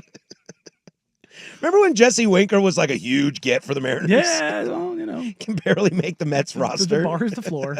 You know, it is what it is. But yeah, Anthony but Rendon got paid more for that than he's done since he was a national. I mean, it's good work if you can find it. But you know, when baseball fights, when a punch lands, It feels like when it hits, it hits. it's like I mentioned this the other day, the lacrosse fight. Mm-hmm. The guy gave him the business, and the guy just kept throwing like just the same right over and over and over again, and the other guy just waited, and he just slept him with a hook. And then he looked at the guy he knocked out. His bench was right there. He looked at him and gave him the Steph Curry night celebration and walked away. And I was like, damn. I've heard some people that don't like the night. I couldn't disagree more. The night is great. Oh, the night's a great celebration. The night is so great. much better than the shimmy. The shimmy I hate. Yeah, everybody hates the shimmy. I don't mind the shimmy. I think like when Malik Beasley did it, it was funny. I was like, especially when Giannis made fun of him, I thought that was really funny because Beasley got all worked up about it. It was like, what are you gonna do, Beasley? You're a foot shorter and 100 pounds lighter. Just he's gonna shimmy you over. You just have to deal with it. Alex Rodriguez and Jason Varitek got in a fight. Oh yeah. I think Varitek hit him with his glove. Like had his glove on and hit him in the face. Like speaking of like That keeping was like equipment peak on. hating A-Rod too. Brian Cushing headbutting, was it a Browns player with his helmet off? Oh, and didn't it split his and, forehead? And he went over to the bench and it said, "Hey, next series you guys stay out here. I'm gonna go take him on 1-11. I like those odds." Look, that dude was nuts. Look, I don't really like fighting. We talked about this yesterday. That huge Polynesian dude hitting that tiny Mexican guy, I was not into that at all. But Pedro Martinez throwing down Don Zimmer, Yeah. kind of into that. I've never seen this. I might have to watch this video in the break.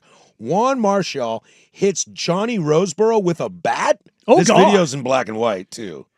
So who was the last one that walked at the mound with the bat? It was a while ago. Oh, people hold it and they like point and start walking, but that gets stopped real quick. Because that's like, oh no. There was somebody who did that where everybody was like, oh no, this is actually going to happen. God, I don't have to look it up during the break because I have a mental image in my head of basically you can see the dread on both teams' faces. Like, this guy might actually swing this. There was a great Reds Pirates fight not too long ago that I think. God, who was the pitcher for the Reds that got traded to the Royals, helped them win a World Series? Johnny Cueto. Oh, yeah. Johnny Cueto's on the Reds, and he's being held back up against the netting behind home plate. Also, there's that great Yadi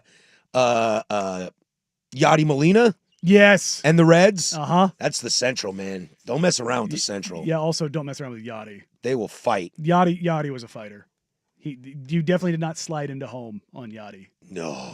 Because he did the thing that all big catchers used to do, which was when they anticipate it, they'd kick their legs out. Dude, and punch you in the stomach on the way down. I saw a bunch of old highlights the other day. I don't remember what I was watching. Oh, it was Ichiro throwing people out. Yeah, I watched. Oh yeah, you throw that one on. I watched Ichiro bunt. Yeah, like the best bunts of his career, yeah. and I watched him throwing people out from right. And there were a couple times where the catcher was like clearly throwing his leg over the base. Mm-hmm. Couple guys are just like, and you're like, that's illegal. You can't do that anymore. All right, coming up, we'll get to some. You want to talk some actual sports? Yeah, well, should we do some actual sports hey, Jason, today? I mean, what time is it now? Noon? Noon. Yeah, fine. Only took us 2 hours. We got a lot of basketball to get to in the 12 o'clock hour. I'd like to talk about some contracts. Some contracts Or handed lack out. thereof. And lack thereof. Plus, we'll have closing arguments. Loaded third hour. I'm going to go check the tape. This is 105.1, The Fan. I'm dead.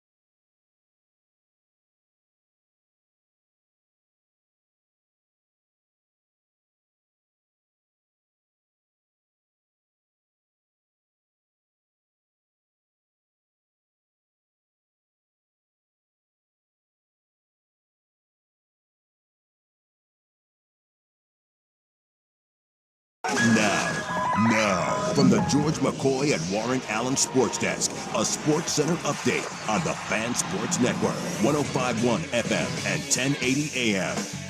Jeff Rust with your Sports Center update. First on The Fan, the Mariners continue their homestand with a 3-game set with the White Sox starting tonight. 6:40 first pitch on Root Sports. Brian Wu on the bump for Seattle, opposite Davis Martin for Chicago. The Mariners are 3 games back of the Astros in the AL West and tied with the Yankees for the final 2 wild card spots. Over in the NFL, with Kenny Pickett, Dylan Gabriel, and Shedeur Sanders all battling injuries, the Browns bringing in quarterback Tyler Huntley to have another healthy body.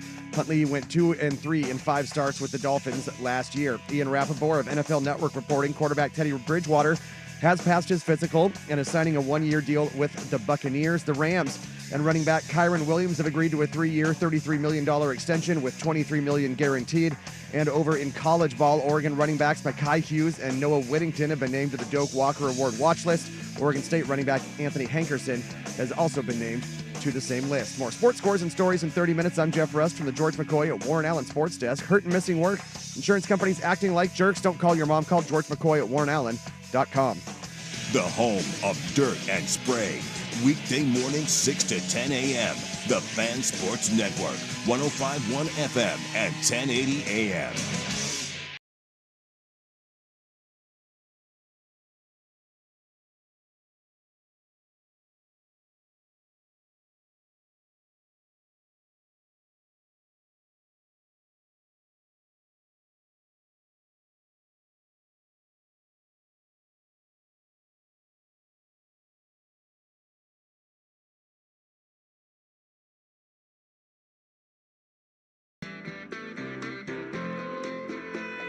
All right, welcome to hour number 3 here, the firm of Harrison Marang. We're here every single day, Monday through Friday, from 10 a.m. to 3 p.m. Ducks Insider is next. Happy hour with Luke Anderson from 2 to 3 and prime time, 3 to 7. You missed any of those previous hours? And boy, I hope you did. They weren't great. Wow. I joke. I'm kidding. Wow. They were awesome. They were awesome. If you missed any of those, you can check those, the Fan Podcast, the Odyssey app, which is a great place to go. That's where I go when I listen to my favorite morning program. Go and you get that there or anywhere else you get your podcast. Shout out to the text line. It's been pretty active and great today. 503-864-6326. Also the YouTube chat at youtube.com/1051. The Fan. Coming up, we'll have closing arguments at 12:45 as we always do. I need some help in the restricted free agent. It sounds like this restricted free agent needs some help too. But we'll start here with a bunch of people getting paid. And we'll start with the big one. The big one is Slovenian superstar Luka Doncic agrees to a 3-year, $165 million extension with the Lakers. There's a couple routes you want to go. Which route do you want to go? Do we want to go what this looks like for the next contract?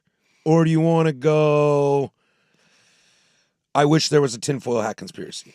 I mean, it's not, he could have not done this and strung it out. And Which is so much what I wanted. I mean, but also you get to lock in $185 million.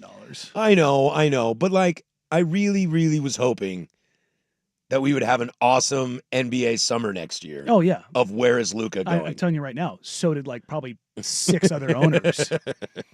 Just sitting yes, good. Because honestly, that kind of free agent movement doesn't, there's player. The new CBA does not allow for it. Yeah, there's player movement in the NBA. There's a ton of it. It's a player-driven league, but not like that. Not free agency, and definitely not restricted free agency. No, there's very rarely does a player the caliber of Luka Doncic truly get to choose where they want to go. And that's why he didn't even choose where he wanted to go this time. And that's why everybody that gets mad about LaMarcus Aldridge, he earned the right to go to he spent 9 years. That's a good point. I never ever he took a risk. Yeah. He could have extended. He could have gotten long-term money. No, he wanted to go to unrestricted free agency. He spent 9 years here. And anybody who does this anywhere, I have no beef. You honored your contract. Yep. LaMarcus didn't force a trade, didn't do this, didn't do that. He honored every last bit. And I'm not saying if you force a trade, it's a bad thing. I'm just saying he lived up to it. He performed at a very high level, and he went to unrestricted free agency. He spent 9 years under team control and did the thing. I'm trying to think who else was the last big guy. KD. Kevin Durant. This year. Well, I mean, Oh, KD to Golden State. Yeah. KD to Golden State. Okay, so and that only happened because you had the 2016 cap spike and they didn't smooth it, so they had all this cap space. Like, looking forward to next year, if you're just looking around the NBA, the Nets are the only team again with a feasible path to like $50 million in cap space. If the Blazers basically renounced a bunch of guys, I was going through this. I think they can get to $36 million if they decided to do that. this is without touching the second apron. Oh no, they go over the they would have $36 million up to the cap line. Okay. But then, like when you're talking about, you'd have to renounce guys, and you wouldn't have the ability to re-sign them via bird rights and all these other kind of things. Like, but because of the machinations of the CBA, it's very difficult to be like, we're going to line up our team for cap space, because if all of a sudden you line your team up for cap space and then you don't use it, you have to end up using it on something because you have to get to a certain floor and you have to make your books make sense. And then that's you end why- up spending money on people that you shouldn't spend money on. Yeah, which we'll get to in a half hour, like why it kind of pushes some guys to make more money than they should. Which and why it puts ownership you in a and- weird conundrum. And management right now, they're not in that business of doing that, which is why you have the RFAs that Yeah. you have right now. They're gonna. I have to imagine that's addressed at the next CBA, but I don't want to get into that because we'll get to that in a little bit with the restricted free agents. I think even the game would wish that there was more drama around this. I think Well, the NBA always wants this drama because I know. they're a movement drama league. I think too often than not, NBA players get deals done before they get moved. But yeah, because you have guaranteed money and you can lock it like Deere and Fox. But I want to watch. I want Shohei Ohtani plane watch. I want to know that Luka's in Minneapolis today and he's going to be in New York tomorrow, and I want to know the Blue Jays are in on Shohei. the Blue Jays might be in on Luka Doncic too. You know what I mean? Like, Like I want to see that show, and I think that could be something really fun for the NBA to kind of have in their wheelhouse if that would happen. it would also Now- be really fun though if the Lakers lost a primetime free agent. Right, Oh, right. buddy. Because that's not how things are supposed to go. Imagine he leaves LA for Utah. Yeah, once you heard the Dodgers were going to go after Shohei Ohtani, you were like, well, he's Yeah, going there. he's going there. He's going there. He's going across town. But there are times and when Yankees and Mets have lost out on free agents. And that's a surprise too. I think the NBA would benefit from having that issue. I think they would. You want the drama, guys? You want drama? That's real drama, not this baby daddy stuff and whatever the hell you want to call your drama in the NBA. Give me some old-fashioned, what if the Lakers are left at the altar? I mean, other than that, which would be fun for everybody, I don't like it.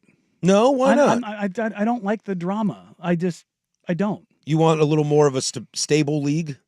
I just don't want to be the driving force. Now, again, if you earn the right and you go to unrestricted free agency, Totally. that's a different story. Yeah, yeah. That's not, to me, that's not drama. No. That's working by the rules and giving yourself an opportunity. But I imagine whether it's Luka Doncic or De'Aaron Fox or anybody else who signs a big deal, looks at Hallie, looks at Tatum, looks at Dame and goes, nope, Yeah. nope, I'm locking that money up. So if somebody wants to get rid of me, they got to buy They me gotta out. buy me out. Paging Bradley Beal. Paging Bradley Beal. Mm-hmm. This is a good thing for the Lakers, though. I think, a lot of conversation around Luka when he first got traded was, just kind of in shock, and maybe LA was not quite the place he wanted to be. He wanted to be in Dallas. He just got done with a $15 million home. And maybe the Laker brand is not what Luka was interested in being a part of.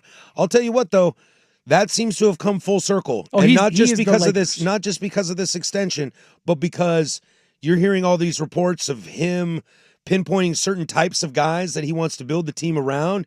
The media is trying to create friction with him and LeBron, which I don't quite believe. Oh, they don't need to manufacture it. Yeah. Look, this is the first. This is the most interesting story to me of the Lakers. It's not even just the Lakers; it's the NBA at large. I think I know where you're going. This is the only player ever in any sport where they are the face of the league, and they aren't even the face of their own franchise. Now, yeah, it's the first time in It's his. never happened. It is the first time in his career that the team is not built around him. And they're signaling, nah, dog, we're not going to expend assets for right now. Boy, you think Pelinka flat out came and said it for everybody to hear. This is a long tail thing. We're not looking to do it right now. You think LeBron misses the Bus family?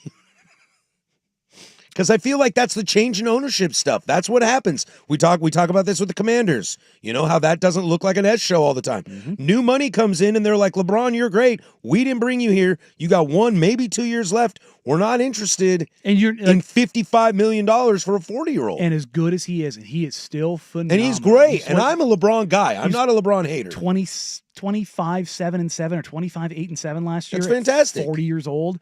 I mean, that's better than damn near everybody in the league ever. And he's doing that at 40. But he only has so many years left. And if you're looking at the long tail of what they're trying to build, he's not good enough to be that guy anymore. I wonder if, and I don't even wonder, I firmly believe if the new ownership that came in wasn't able to pull off this Luka trade, I think they'd be singing a different song with LeBron. Because they would try to maximize the most they could out of him on his way out. But now that they've got their future, no one's going to blame them for washing their hands of LeBron. No, and LeBron doesn't have the crowbar anymore. Right. Because whether he deserves it or not, I don't think anybody's going to hold that against him. No, because you're looking at a guy at Luka, and everybody says, "Oh, he's fat, he's this, he's out of shape." And I'm like, "Yeah, he's still 30 points, 9 assists, and 8 rebounds." Like his first 6-7 years in the NBA, he's one of the probably 15 best starts in NBA history. Well, you've seen what he looks like now. He looks fantastic. There might be some photoshopping on the men's health issue, but some videos I've seen. No, he popped up in the Yankees booth. He's clearly. I saw some down. Slovenian workout videos that he looks good. He looks good. And just imagine, Nico, had you just not been a giant bleep, you could have had this. Yeah, boy. Rob Pelinka got it out of him. JJ Redick got it out of him. Well, too. JJ's a psychopath. Yeah. So, and this will line him up. Let's see. After this 3-year deal, Luka has the possibility to sign the Supermax, which will pay him. I believe this number's coming off the top of my head. You can correct me if I'm wrong, Danny. If you know, I believe he is slated after this extension to sign the Supermax and make $83.5 million a year. Mm-hmm. I would love to know because we've talked about this with SGA when we were talking about SGA contract and just the future and what maxes are looking like now. Who's the guy who's going to make $1 million a game? Will Luka be the first in 4 years? Yeah, because SGAs won't get there. So yeah. There's nobody else lined up that could make $82 million a year? Because of that class, your DA's the number 1 overall pick. Bagley, no. Trey, no. Luka, yes. That 2018 class. That's the class that can reach the $80 million a year. Yeah. Boy, it must be nice to be Luka. Yeah, fat slob. Year 9 going into year 10, and that's what we that slob Luka. Over your shoulder on ESPN, they've got the Spurs, and they're talking about Fox's contract, but they had Wemby. Wemby will be the first $100 million a year guy. Well, let's get into that. Let's look at the future. With De'Aaron Fox signing his new deal, we'll stick with some little NBA contract stuff here, and we'll get to restricted free agents, and I need to learn more about that. Let's talk about some of the guys coming up on deals and what kind of money they're going to start to make. And do we get into a stalemate, or is this just the direction of the NBA? Danny, this is where I'm going to need you to step in and kind of entertain me on this, because I live in a sports world of guaranteed contracts and an open market. So I need a little help with this. We'll get to all that next. Your thoughts are also welcome on the fan text line, 503-864-6326. Who's worth $82 million a year? You know, who is, who isn't, and what do you see that going? We'll do that next. The Firm on 105.1, The Fan.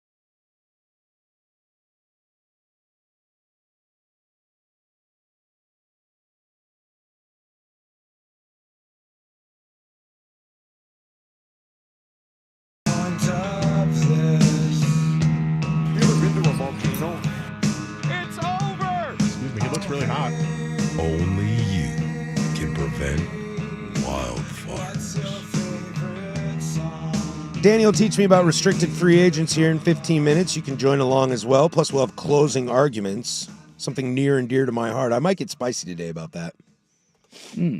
I might have a 10 toes on the ground, firm, non-passive Some tootsies, belief. Some tootsies down. I might have a firm belief. Get it? See what I did there? See what I did there?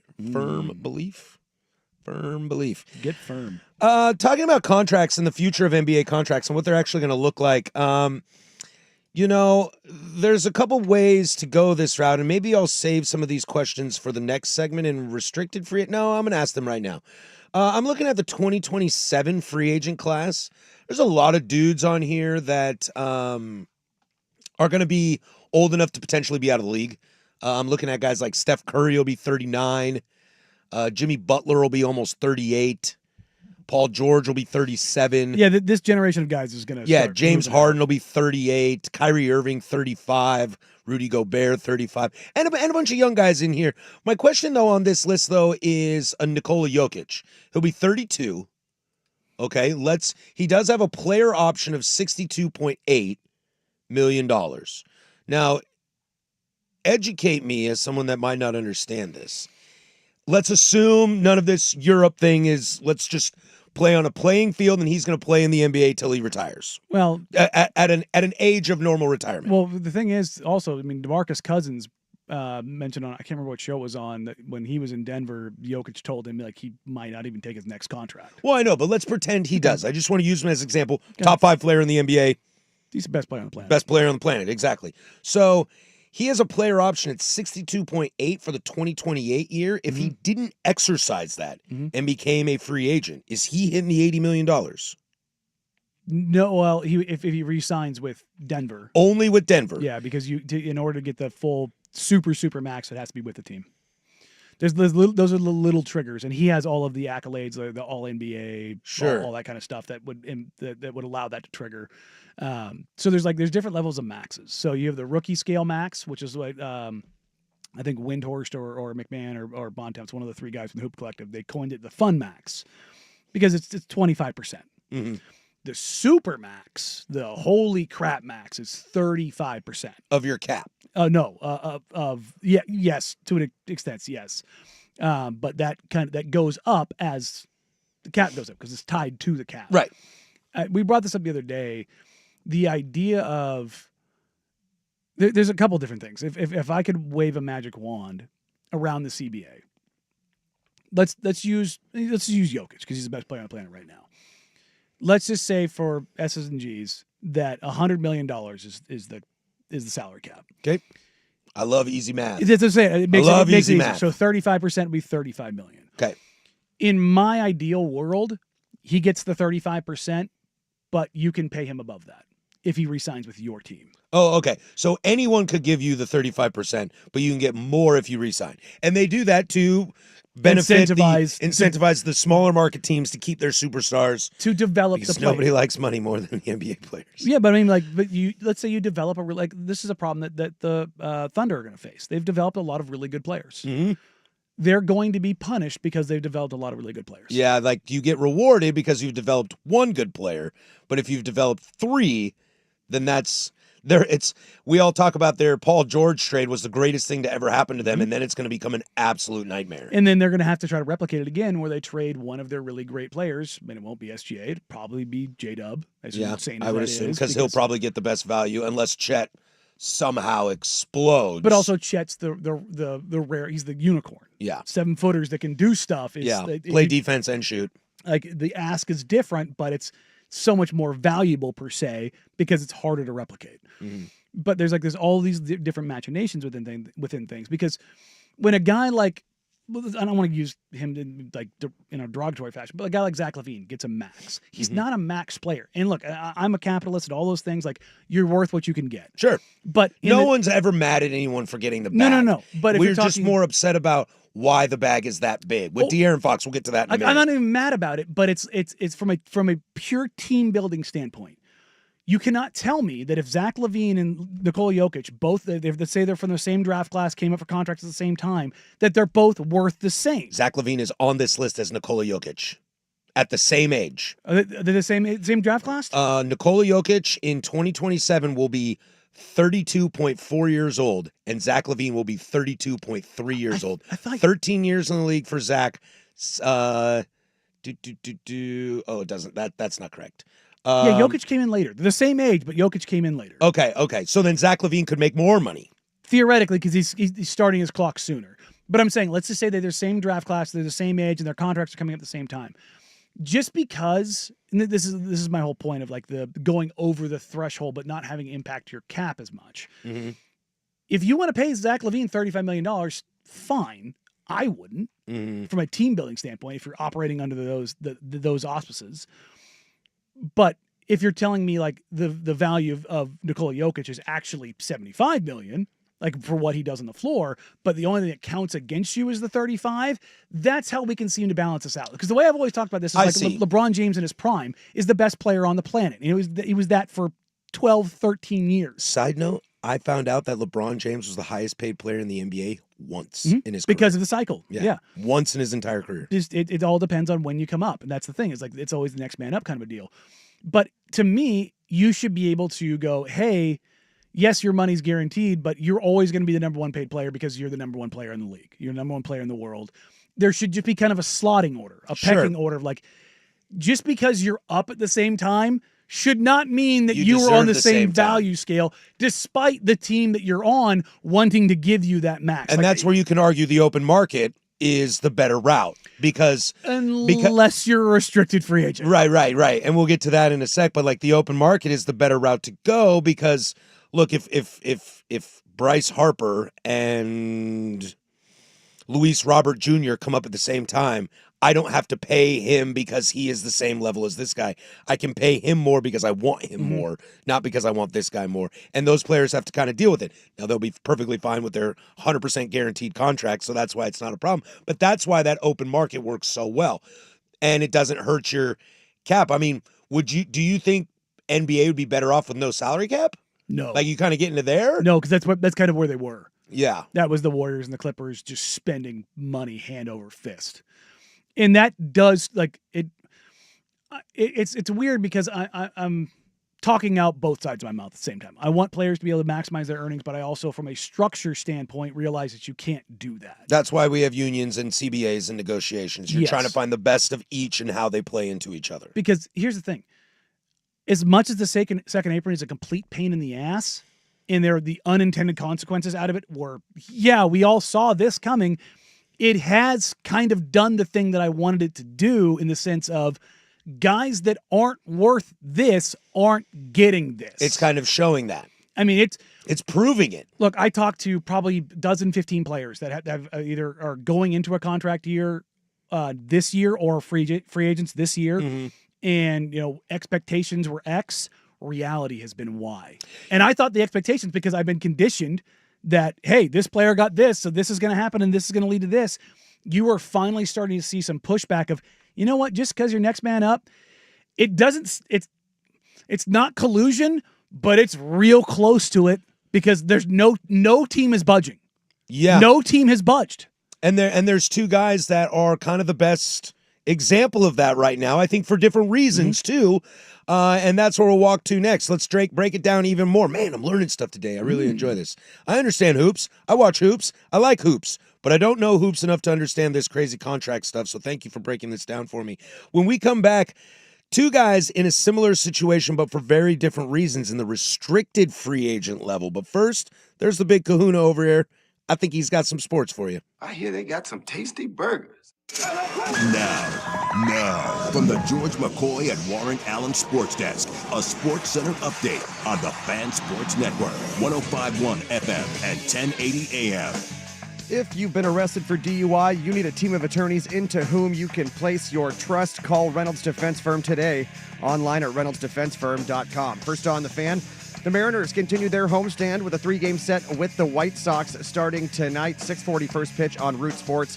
Brian Wu starting for Seattle opposite Davis Martin for Chicago. The Mariners are 3 games back of the Astros in the AL West and tied with the Yankees in the final 2 wild card spots. With Kenny Pickett, Dylan Gabriel, and Shedeur Sanders all battling injuries, the Browns bringing in quarterback Tyler Huntley to have another healthy body. Huntley went 2-3 in 5 starts with the Dolphins last year. Ian Rappaport of NFL Network reporting quarterback Teddy Bridgewater has passed his physical and is signing a 1-year deal with the Buccaneers, and the Rams and running back Kyron Williams have agreed to a 3-year, $33 million extension with $23 million guaranteed. Williams accounted for 43% of the Rams' total touches last season, the highest rate in the league. And over in college ball, Oregon running backs Mekhi Hughes and Noah Whittington and Oregon State running back Anthony Hankerson have all been named to the Doak Walker Award watch list. More sports scores and stories in 30 minutes. I'm Jeff Rust from the George McCoy at Warren Allen Sports Desk. Hurt and missing work, insurance companies acting like jerks. Don't call your mom. Call George McCoy at warrenallen.com. The home of Ducks game day. Before and after every Ducks football game this season. The Fan Sports Network, 105.1 FM and 1080 AM.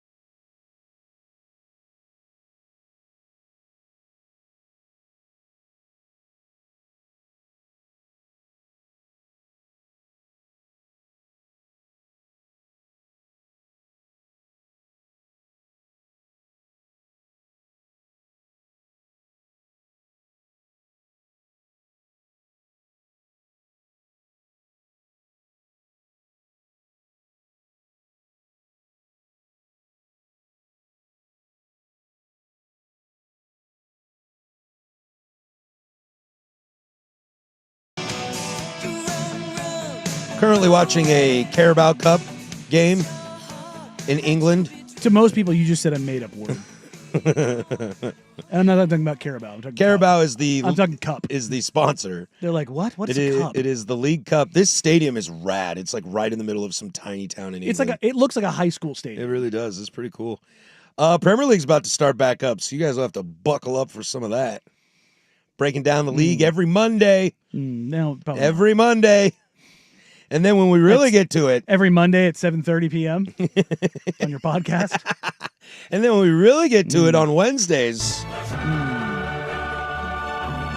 Biggest thing I'm mad about moving from noon to 3 is to 10 to 1 is that it's only a first half of the noon game. Look, man, That's frustrating to me. That time slot, you got the midday baseball during the summer. I know. It's get some footy during the winter time. It I was a nice little slot to have something on up there. Although to remind this conversation when Brandon Sprague asked me, "Are you excited to go 10 to 1 personally?" I was, hell yeah, hell yeah, brother! I'm done at 1 o'clock. Dude, I will say, I honk your horn if you're getting high on I-5. Check in with me during NBA season. How I feel about it. That's gonna be different. Yeah, I know. But we're gonna get you a cot here. Oh, dude! But the time that I have right now, I get home. It's pretty nice. I do everything that I need to do. I mean, everything. And I look down, it's like 4:30, 5 o'clock. And I'm like, dude, I nap roulette and it's 3:45. I'm like, there's this much night left. Like, I don't know what to do with myself. Like, I haven't played my guitar in months. I went and grabbed my guitar and was like, screw it. I'm going to start playing again. Hey, Peter, man. Check out Channel 9. Yeah, a lot of that. A lot of that. I channel surfed. Spit on that name. You channel surfed? I channel surfed. It was weird because on YouTube. YouTube TV. I've got I got YouTube it too, TV. yeah. So, but my home screen is usually all the things that I watch. But I was like, oh, my stuff isn't on. I guess I'll just go over to the live and scroll down. It was just like, oh, this feels foreign and weird. My YouTube TV is in alphabetical order. I almost never make it past BBC America because it's like Planet Earth 2. And I'm just like, I'll just watch this. Yeah, you throw on some David Attenborough and I'm in, man. But yeah, it's been, you can change it to alphabetical in the live? You can change it however you want. Oh. Yeah, you can even custom order it. I'm just too lazy to do it. It's not surprising, but I don't normally do that. My home screen just does. My home screen knows my algorithm. Yeah. So I only use YouTube TV to watch sports. Yeah. And so it's like, this is what's on, and it just shows me right away. Mm-hmm. Yeah. It's simple. Continuing this hoops conversation that we're having about contracts and stuff, we didn't quite get into De'Aaron Fox fully, but I think your example of Zach LaVine, we were kind of talking in the break about Zach LaVine versus Trae Young. Trae Young, the better player, but you still don't want to. Do you think, real quick, and then I do want to get to the restricted free agent thing, do you think the Spurs were kind of hogtied in this and felt like they needed him for the future, so they had to give him this money? No, I think they made this trade because this is the path that they thought they were going to go down without realizing that they were going to get incredibly lucky again and land top 2 in the draft. And when this trade was made, it was a wink, wink, nudge, nudge with Clutch Sports that they would get a deal done with De'Aaron Fox. You can't make that deal and back out of it, no matter if you wanted to or not. I mean, you can't. No, you cannot. Philly did this with James Harden, and it did not go well. You guys in the NBA are some of the most colluding wink winks of all of them, I swear. God. No, they are. Yeah. They are. It's such favor for a favor. Hey, S getting major. Hey, if you're going to do this, we need you to do, if you're going to do X, we need Y. And it's basically the framework of this stuff is pretty much agreed to. Which is wild because in the NFL, they're just like, kick rocks. Yeah. You well, loser. non-guaranteed contracts and all that kind of stuff. But the Spurs, they got Steph Castle last year. They got Dylan Harper this year. Mm-hmm. I love Steph Castle. I mean, I don't know how he's going to be. I don't think he's ever going to run your offense. But, And I believe Harper's going to hit. Oh, yeah. I believe he's going to hit. He's a dude. He's got a good head on him. I love the way his game transfers to the NBA. Mm-hmm. I think that's a big reason why Rutgers weren't very good last year. It's kind of more, and two guys that play NBA style as opposed to college style. So I think that's why. But we'll get into this. We've been talking about this. We'll break it down even more to the restricted free agents. Look, both these guys are different players. There's one player I'd probably rather have than the other in Cam Thomas over Jonathan Kuminga. But I want to get to this kind of Kuminga thing real quick. It is wild to me that it is basically common knowledge to even the casual NBA viewers like myself that Steve Kerr and the Warriors do not really like Jonathan Kuminga. However, because of how restricted free agency works, and correct me when I'm done, because of how restricted free agency works, they are willing to pay him to not play unless they get a deal they like. Yes, unless somebody else makes an offer. So when you get the restricted free agency, you sign the qualifying offer, which makes you a restricted free agent, which guarantees you X amount of money for 1 year, and it's basically a de facto no trade clause if you opt to go down that path, if you don't sign an extension. But if another team comes in and signs you to an extension, you as the quote unquote home team have the right of first refusal. But you have That I know. But you have to match it word for word, bar for bar. That I know. Or go over it. Or go over it. Like with the Blazers, Matisse Thybulle. You know, the Mavs made a play for him, and they put some weird language in there, hoping kind of like, hey, won't do it. Squeeze you out of it. And then Portland went, bet we got this. Years ago with Paul Allen, that's how they got Wes Matthews. They did it 2 years in a row. Oh, right. I remember that. With Paul Millsap and with Wes Matthews. Both Utah, right? Yes. Wasn't it Utah both occasions? Yes, there was no an love axe, lost there. Oh, there was an axe to grind there. Let me tell you. And like with Paul Millsaps, they put a poison pill provision in his contract. With like, it basically was this thing like bite hard if you're in trouble. Well, it's if you go to trade them, it was like a 15% trade kicker. Oh wow! Which when that period was like incredibly detrimental, would make you untradeable. And so it was like, well, Utah went, well, screw it, we're going to do it. And then with Wes Matthews, like, crap, we can't do it again. So, and then Wes obviously came here. He was dynamic until unfortunately his Achilles went. But one of the first big Achilles I remember. Yeah, him basketball. And Elton Brand, and then Kobe. Yeah, yep. like that was kind of like what the hell is this? But with restricted free agents, there's 4 right now that are kind of out there. Quentin Grimes with the Sixers, Cam Thomas with the Nets, Kuminga with the Warriors, and Josh Giddey with the Bulls. Before you get into it, would you consider all 4 of these players similar-esque in terms of value? No. I think there are 2 players on this list that I'm just like, no. Hard pass, just no. And it's Kuminga and Thomas. Interesting that those are the guys that I have as the top dudes in this. Maybe they're the most notarized dudes. That's why I have them. I think Giddey's probably has more notoriety, unfortunately, for other things, but also like what he does, like as a jumbo playmaker. Blazers fans like really talked themselves into Jonathan Kuminga. I shouldn't say Blazers fans in general. There were some Blazers fans like they should go get Jonathan Kuminga. Jonathan Kuminga doesn't do anything great. Shots. The only thing that that's true. He's really good at one thing. It's finishing at the rim. The problem is his rim frequency is gone down every single year. You can be Kyrie Irving, but then you got to be Kyrie Irving. Because Kyrie's one of the best finishers I ever seen. He's one of the best finishers in the history of the league. Yeah. The thing is, Kuminga is this big, bouncy, strong athlete. He thinks he's Kobe. He was in the 94th percentile in mid-range shots among forwards last year. Shots attempted.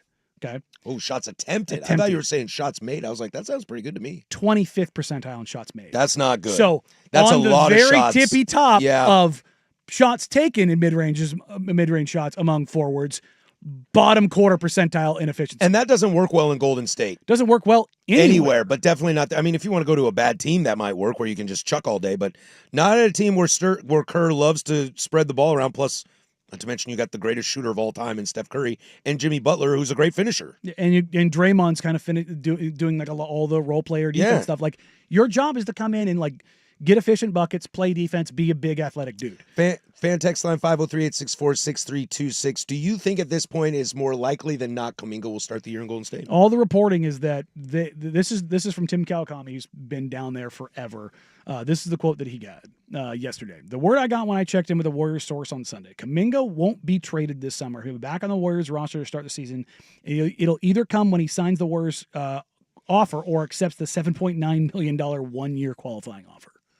Basically, you believe that too? Yes. So this is ownership, like the Gary Payton Toradol situation that originated from Warriors ownership. It was fed hook, line, and sinker to a Warriors reporter who carried water that was complete and utter BS. It had no basis in truth. And then instead of issuing a correction, they stealth edited the article in The Athletic. It's still one of the sleaziest things I've ever seen somebody do. Slater, who was with The Athletic, is now with ESPN. I won't give him the time of day. It was disgusting. I gotta know more about that. Oh, it's disgusting journalism. Like just peak nastiness, the worst water carrying stuff, all because Joe Lacob was pissed off that he had to give up Gary Payton because Portland could offer him more money. He missed out on James Wiseman because he spoke Mandarin and got super locked into that. This is dumb owner stuff. And there are quotes that have come out. There's a quote in either this article or in an athletic article that from Lacob sitting at the Warriors Timberwolves game. And he's like, he quoted fans behind him of like, oh yeah, that Kuminga guy, he's pretty good. And like, what are you doing? Some dude pounding a beer at a Wolves playoff game? That's like me. They really think Kuminga guy's all right. Look, if Jonathan Kuminga bought into what, like here, I was golfing yesterday and I was playing with a golf instructor. And we were talking about similarities in golfers and NBA players. And he was talking about, he goes, there's this young kid who plays here locally that is unbelievable. It's like, and he goes, he's going to go play college golf at a big time school. And he goes, that kid's going to be a pro. It's not just because of talent. He gets it between the ears. That is the thing that divides guys who stay and go. It's the most underrated part of all athletes. It's do you understand it? And that's why a lot of athletes' kids do really well or crash and burn. Yeah, and you're seeing more of the path of guys doing really well. Like the number of kids, like we were talking in the break, the freshman measurements are coming out for the guys in college basketball. Cam Boozer. He's going to be just fine. He's a cross between Tim Duncan and Kevin Love because he's just flat. My guy Klay Thompson is one of the best 3-and-D dudes in the history of the NBA, and his old man is a pretty smart, well-traveled guy. Taj Ariza, Gilbert Arenas' kid, Elijah Arenas. Like, you just kind of go down the list. Kyan Anthony, Carmelo's kid. Like, they're all going to do just fine because the trappings, well, hopefully Arenas' kid will do fine. But, like, the trappings of things, like, they know. Like, these guys have all grown up being the best they've ever been, everywhere they've ever been. They get to the NBA, that's not true anymore. 95% of guys in the NBA are role players. And the guys that figure that out the fastest, it's not an acceptance thing. It's an understanding. It's a maturity. And if you realize that I can make a lot of money, Jeff Teague's been the best about this. He was talking in his rookie year. He goes, yeah, Nick Van Exel was his vet on that team. He's like, do the other guys, do they mess with you? And he's like, I don't know. He's like, why don't you go ask him? And he goes over to Joe Johnson, and Joe's like, And he goes over to Jay Smooth, Josh Smith. He's like, And he goes, what do they say? He goes, I don't think they really mess with you. He goes, because you're trying to cook too much. You got to get them the ball. You got to get them, because those are you can say all, the politics stuff matters. Totally. And if you want to see how that plays out the best, it's because they played on the same college team. Look no further than Dylan Harper and Ace Bailey. That's going to be your litmus test right there. That's a great comparison. All right, when we come back, closing arguments, we'll wrap up shop. This is The Firm on 105.1 The Fan.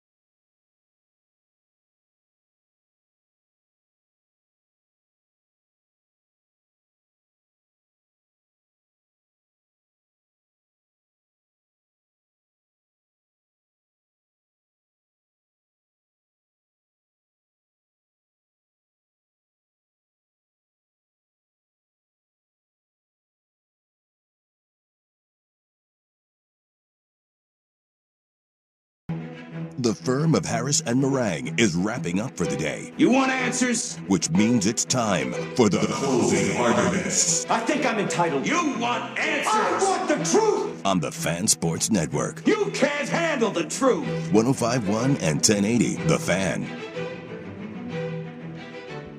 All right, these are our closing arguments. Do it every single day at 12:45 to wrap up the show. A little sneak peek at tomorrow. We will get to quarterbacks playing in preseason as the stories are coming in more and more as coaches are announcing what game one is going to look like. I would really love to get into it because I've got some very interesting thoughts as my opinion has kind of changed over the last few days. We'll get into a little Travis Hunter as well, some college football, NIL stuff. Great look to the rest of the week. I'm very excited about the rest of the week. Yeah, I mean, We're getting there. We're getting there, man. Slowly but surely, and don't call me Shirley. I finally got something, Danny, in the 2.5, 3 weeks. How long have we been doing this? No, A month, maybe? something like that. I think I've gotten 2 paychecks. Oh, That's a plus. that's plus. I dig that. Something I'm finally willing to put my foot down as a firm believer of that I just don't want, don't like, and don't need. Me. You know, some days you change my mind. Well. And then I go home and think about it. Yeah, what was I thinking? And drink all night. Yes. What happened to Patrick? He did a show with Danny. And he's dead. That's why Cross him off then. Dusty didn't actually want to be a brand manager. He just wanted to get the hell away from me. I spent 3 years in a box with him. Plus, Rusty's going on vacation at the end of the week, so we'll have some surprise producers for you guys. We'll keep those next to the vest. I can produce. I've done it before. Yeah. I got the chops. I did it. I haven't. I just went over there and pushed knobs. Oh, if I can do this, any monkey can do this. What I'm going to put my foot down is the NCAA came out and acknowledged that they don't have the votes. They are not expanding the college basketball postseason tournament known as March Madness. They're going to keep it at 68. Danny, of course, thinks they're cowards. Look, this is where I'm a firm believer on this. This is a great number. I love 64. I've come around on the 4 teams in the play-in game. I wish they did the play-in game a little differently. I wish it was all the 11 seeds were the play-in because I understand that 16 seeds get your butt whooped by a 1 seed, but like you won your conference tournament. Yeah. You should go to the big dance. Like that I think is a bunch of BS. And we get to hear, the North Carolina of it all. You remember last year. Yeah. We deserve it. And they go out there and they just get mopped. And you're like, yeah. Did you though? Yeah. So that's why I'm a firm believer that 68 right now, as it is, while I want the play-in game to be different, is the right number. Because look, we've talked about this in comparison of other stuff. This last tournament, while the upsets weren't there like basketball everybody loves, was incredible. The basketball was incredible. And I know once you start to expand this, look, the college football is in a place that expanding the playoff is a good thing. To a certain point. To a yes. certain point. The NCAA has already, in my opinion, hit their threshold. Look, I'm a 64 purist. I say coward, but I joke. I'm a 64 purist. If you want to do the 68, fine. We're not going to 76. No, I just think you're opening up for more bad basketball. It's just like, but of course, the first year they do it, someone's gonna go to an Elite Eight. Well, no, you'll be like, "See, told you." No, derp, derp, derp. Well, it's the one game of it all, and it's like, but that devalues the regular season. I know, and I'll tell you, I know most people aren't college hoops heads like I am, but like, I just saw Peacock's going to have the Big 12. Mm-hmm. Stoked. Oh, Big 12 basketball is going to be You tell me I know year. exactly where to go every single night to watch whatever marquee game they want to show. I'm going to watch that all year. I'm going to watch a lot and of I'm Kansas excited basketball. about that. But yeah, like I'm going to watch a lot of Duke basketball. Like I want to see the kids and think about what Cooper Flagg on that team would do.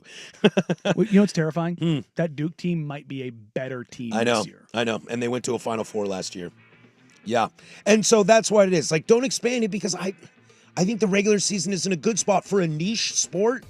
You can't water down a niche sport. No. You can water down NFL, NBA, baseball to an extent, maybe not hockey, but you can't water down niche. No. Otherwise you're going to turn people off. And it's like, then people age out. Look, we go up to ALNA and we do our thing up there. I don't need 12 more games of blech. No, not at all. All right, that'll do it for us. Ducks Insider is next, and then 2 to 3, you'll have Luke Anderson, the Happy Hour. Primetime Boys from 3 to 7. We'll catch y'all tomorrow. For Danny Marang, that's Rusty on the 1s and 2s. I'm Patrick Harris. Go do something I would do. Bye.